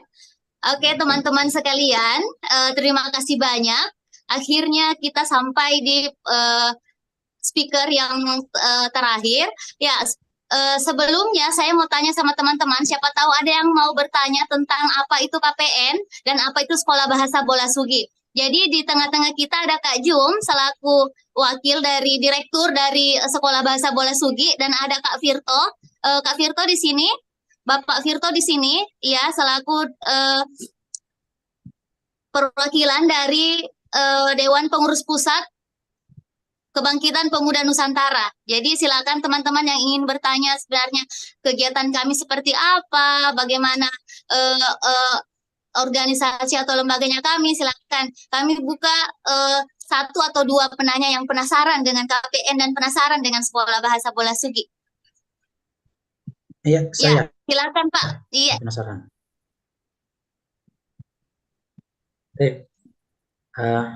English? Bahasa Indonesia saja Pak supaya ya bisa bahasa Indonesia. Yang dari pertama saya tapi mungkin dari perkenalan mungkin di awal-awal acara mungkin ada disinggung ya, tapi mungkin sekarang saya tidak ikut sehingga mungkin saya tidak tahu terkait KPN itu sendiri. Jadi pada kesempatan ini ya alhamdulillah diberikan kesempatan untuk bertanya, dan yang pertanyaan saya itu yang tadi apa sih KPN itu, terus dia bergerak di bidang apa, misalnya kayak ini kayak komunitas kalau nggak salah ya, kayak macam atau organisasi kan, tapi maksud saya ya dia bergerak di bidang apa, terus juga apakah mungkin ada visi misinya ke depan itu seperti apa terkait KPN ini ya. Apalagi satu itu bola apa? Bola Bahasa Bola Sugi. Hah? Sekolah Bahasa Bola Sugi. Sekolah Bahasa. Iya. Tabe Pak Asnida Ya, itu juga. Iya. Dari mana Ki Pak Tabe? Ya. Dari mana asal tak Pak? Kalau saya dari Banggai, tapi Masya domisili Allah. Makassar. Oh di Makassar sekarang Pak. Iya. Kalau boleh tahu Pak kegiatannya Bapak sekarang di Makassar? Kalau sekarang saya lagi di Papua. Oh Masya Allah Pak. Iya. Untuk di kontrak 1 bulan saja untuk bulan Ramadan ini. Iya. Saya alhamdulillah lanjut S2 di UIN baru-baru ini. Oh ya. Mahasiswa baru di Dirasat Islamiyah. Masya Allah. Iya. Ya silakan siapa yang mau duluan menjelaskan dari DPP KPN atau dari Sekolah Bahasa Bola Sugi. KPN dulu lah yang punya silakan acara. KPN dulu. Oke deh. Ya, baik. Terima kasih atas kesempatannya Kakak Uni, Kakak Jum, dan semua teman-teman Bola Sugi. Alhamdulillah hari ini selama 2 hari ini kita berkolaborasi untuk kemudian melaksanakan kegiatan virtual international conference. Semoga dengan terlaksananya kegiatan ini kita semua mendapat ilmunya dan berkahnya tentunya seperti itu. Apalagi kita laksanakan di bulan suci Ramadan. Ya. Baik Pak, terkait KPN, ya KPN ini adalah akronim dari Kebangkitan Pemuda Nusantara. Nah, Kebangkitan Pemuda Nusantara ini merupakan salah satu organisasi kepemudaan yang ada di Indonesia yang terdaftar di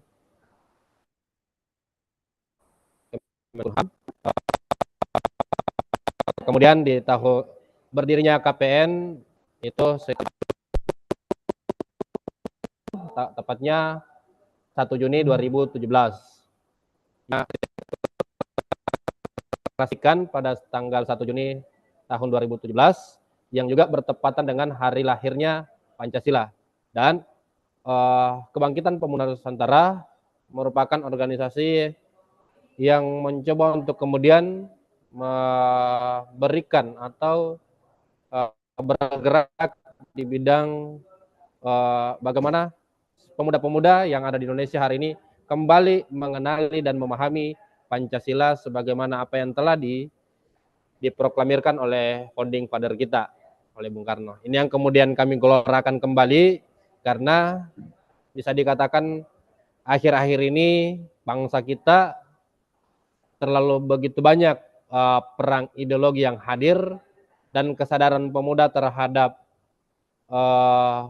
ideologi Pancasila yang kami lihat akhir-akhir ini juga melemah, sehingga kami hadir untuk kemudian ingin menggelorakan kembali bahwa Pancasila ini adalah merupakan salah satu ideologi terbaik yang ada di Indonesia, yang ada di dunia. Tentunya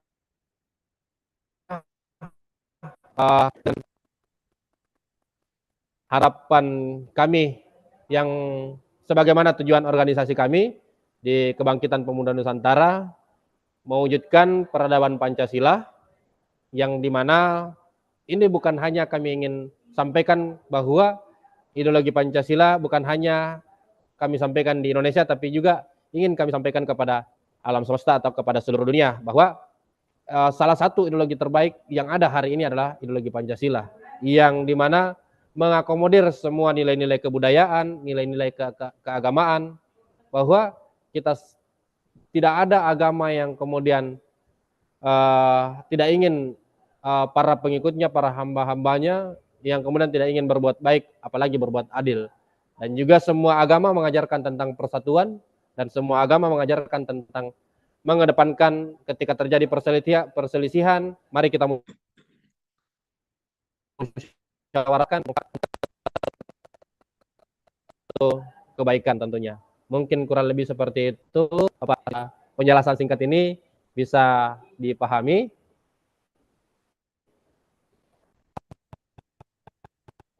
Sekali lagi terima kasih kepada seluruh pihak, baik teman-teman yang berpartisipasi ataupun berpartisipasi sebagai motivasi kami di Kebangkitan Pemuda Nusantara. Ya, tambahan mungkin sedikit lagi, kami di Kebangkitan Pemuda Nusantara punya tagline, yakni Pemuda Bangkit. Yang hari ini kami ingin merongrong para pemuda, ayo mari bangun, ayo kita bangkit, kita mari sampaikan bahwa ada negara Republik Indonesia yang punya ideologi terbaik, yakni Pancasila, seperti itu. Sekali lagi ucapan terima kasih, dan juga ucapan terima kasih yang paling terkhusus kepada teman-teman kakak-kakak yang ada di Bulasugi. Tanpa bantuan kakak-kakak, support dari kakak-kakak, kegiatan virtual International Conference mungkin tidak akan terlaksana dari kemarin dan hari ini. Dan juga terkhusus terima kasih ucapan kami sampaikan kepada Kakanda Dr. Andi Asrifan yang membantu kami untuk kemudian berkomunikasi dengan seluruh narasumber yang ada mulai dari kemarin dan hari ini. Akhir kata, kalau kami punya juga untuk mengakhiri sambutan, kami biasanya tutup dengan semoga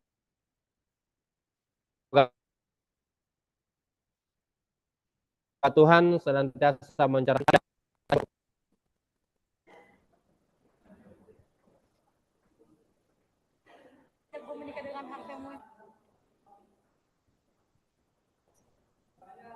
Oke.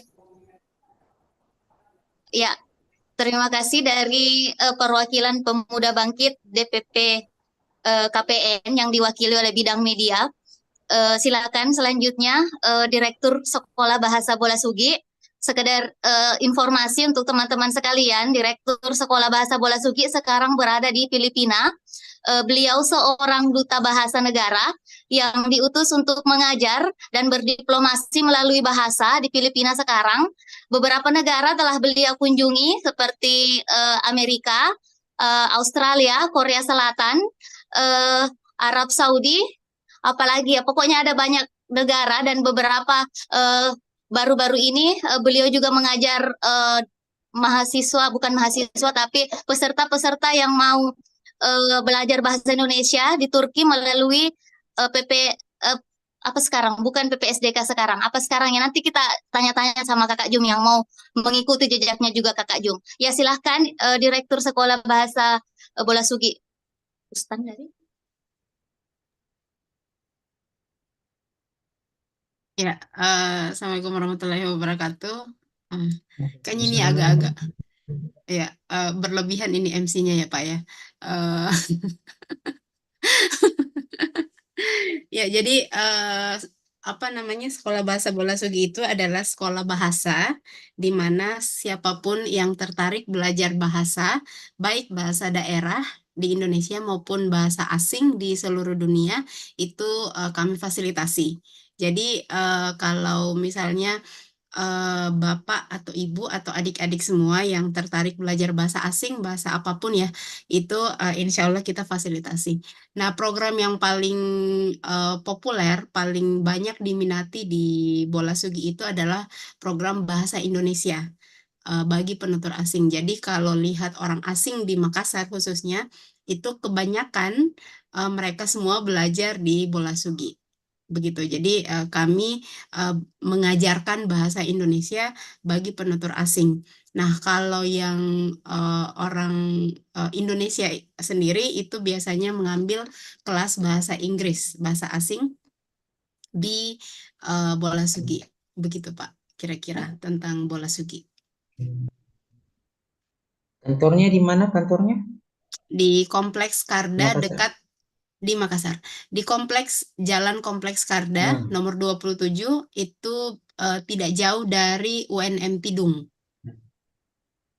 Oh, Ya, tahu lah. jadi ya, jadi Tembus kan ke air Tasning kan? ya Tembus betul. juga ke Ya, Salapang. Kalau ya. juga Ada ke Misailan. iya. Ya, ada banyak pertanyaan yang mungkin saya tambahkan ya Pak ya. Ada banyak pertanyaan yang muncul kenapa KPN bisa berkolaborasi dengan Bola Sugi. Yang satu berbicara Pancasila, yang satunya di bidang kebahasaan. Itu kan agak-agak kalau kita mau tarik benang merahnya agak sulit ya. Sebenarnya sangat mudah karena kami di Bola Sugi berhubungan erat, berkomunikasi setiap harinya dengan orang-orang dari banyak negara dan mereka belajar bahasa Indonesia, di mana ketika kita mengajarkan bahasa Indonesia, pertanyaan-pertanyaan yang muncul pasti masuk pertanyaan budaya, pertanyaan agama, dan pertanyaan ideologi. Nah, kami di Bola Sugi itu mendapati organisasi KPN ini sebagai organisasi yang paling valid dalam menjelaskan Pancasila. Jadi kami belajar banyak dari teman-teman di KPN. Makanya ketika kami diminta untuk berkolaborasi, kami bilang wah tidak ada alasan untuk bilang tidak begitu. Jadi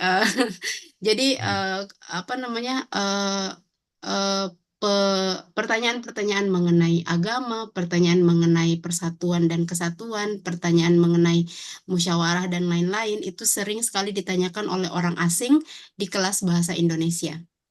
Makanya kami juga harus terus belajar. Begitu Pak, kira-kira mengenai Sekolah Bahasa Bola Sugi. Ya, terima kasih. Saya rasa Itu singkatan dari apa sih Suginya itu? Ini dari bahasa Bugis Pak. Bola itu artinya rumah, Sugi ya, bola artinya rumah, Sugi artinya kaya. Agak-agak kegeeran memang sih Pak ya. Jadi Tapi itu kan jadi harapan Bola kan? Sugi itu Tidak rumah apa, itu kaya. harapan. Iya, betul. Kami Namanya ingin harapan. kaya. Betul, kami ingin kaya di Harus. segala bidang. Begitu. Harus. Ya. Jadi untuk sementara itu kaya di bidang bahasa dulu. Insya Allah yang lain mengikut. Begitu. Nihongo. Nihongo hanashimasu. Arigatou gozaimasu. Bahasa Jepangnya di Bola Sugi. Insya Allah akan diadakan, Pak. Tergantung kebutuhan bangsa dan negara. Begitu. Ya, baik, terima kasih banyak atas waktunya. Saya rasa itu ya. Terima kasih banyak Ibu Jum dari Sekolah Bahasa Bola Sugi. Kapan pulang ke Indonesia Ibu Jum? Insya Allah secepatnya. Ya, jadi silakan Bapak, Ibu, saudara-saudari yang ingin bekerja sama dengan dua lembaga kami, KPN dan DPP KPN dan Sekolah Bahasa Bola Sugi, silakan. Dengan senang hati kami selalu pintu Bola Sugi dan pintu KPN selalu terbuka untuk teman-teman yang mau berkolaborasi dan yang mau bekerja sama dengan kami. Ya, masih ada lagi yang mau bertanya atau kami sudah jam 3 sekarang? Saya sudah jam 4. Oh, Masya Allah, Pak. Iya, di Papua ya, Pak. Ayo kita, Kakak Hedar, Kakak Virto, boleh kita foto bersama sebelum ini, saya tutup dulu ya. Ya, Bapak, Ibu, Saudara-saudari sekalian, terima kasih banyak atas kehadirannya dalam Virtual International Conference yang diadakan oleh Dewan Pengurus Pusat Kebangkitan Pemuda Nusantara yang telah sukses dilaksanakan selama 2 hari, tanggal 30 sampai 31 Maret 2024. Terima kasih pula kami ucapkan kepada pihak pelaksana, DPP KPN dan Sekolah Bahasa Bola Sugi. Selanjutnya, terima kasih kami ucapkan pula kepada para presenter, moderator yang telah terlibat selama kegiatan ini. Untuk para panitia, finally, we did it! Alhamdulillah. Ya, untuk informasi kegiatan lainnya silakan teman-teman mengikuti IG @Sekolah Bahasa Bola Sugi dan @Pemuda Bangkit. Ya, di sana teman-teman bisa mengunjungi kami dan mendapatkan informasi-informasi terkini tentang kegiatan-kegiatan yang kami laksanakan, baik itu berbayar maupun yang tidak berbayar. Mohon maaf atas segala ucapan, tindakan, dan kekurangan. Kami dari pihak pelaksana undur diri, sampai jumpa pada kegiatan selanjutnya. Assalamualaikum warahmatullahi wabarakatuh. Waalaikumsalam warahmatullahi wabarakatuh. Ya, sekarang silakan semuanya on cam, dibuka kameranya, supaya kita bisa foto bareng sebelum kegiatannya berakhir. Oke, Kakak Virto, Kakak Hedar siap ya?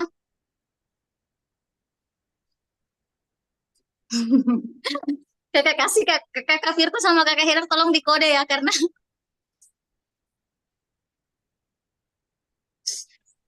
Jadi semua. Oke. Lebih santai. Ya, 1, 2. Oke. Tunggu ya, tunggu.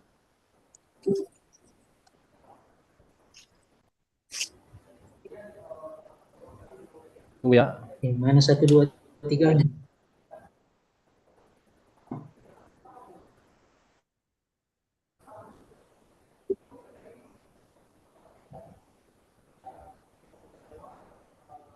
Aja deh.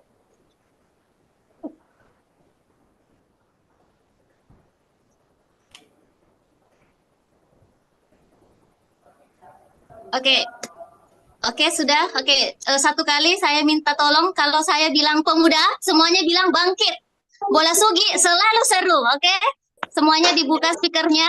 Oke. Demi kepentingan dokumentasi pihak pelaksana, mohon bantuan tak semuanya. Oke, 1, 2, 3. Pemuda bangkit. Bola Sugi selalu seru. Selalu seru.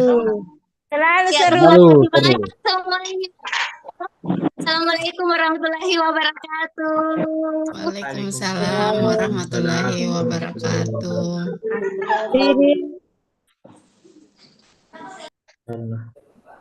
Terima kasih banyak. Izin live ya.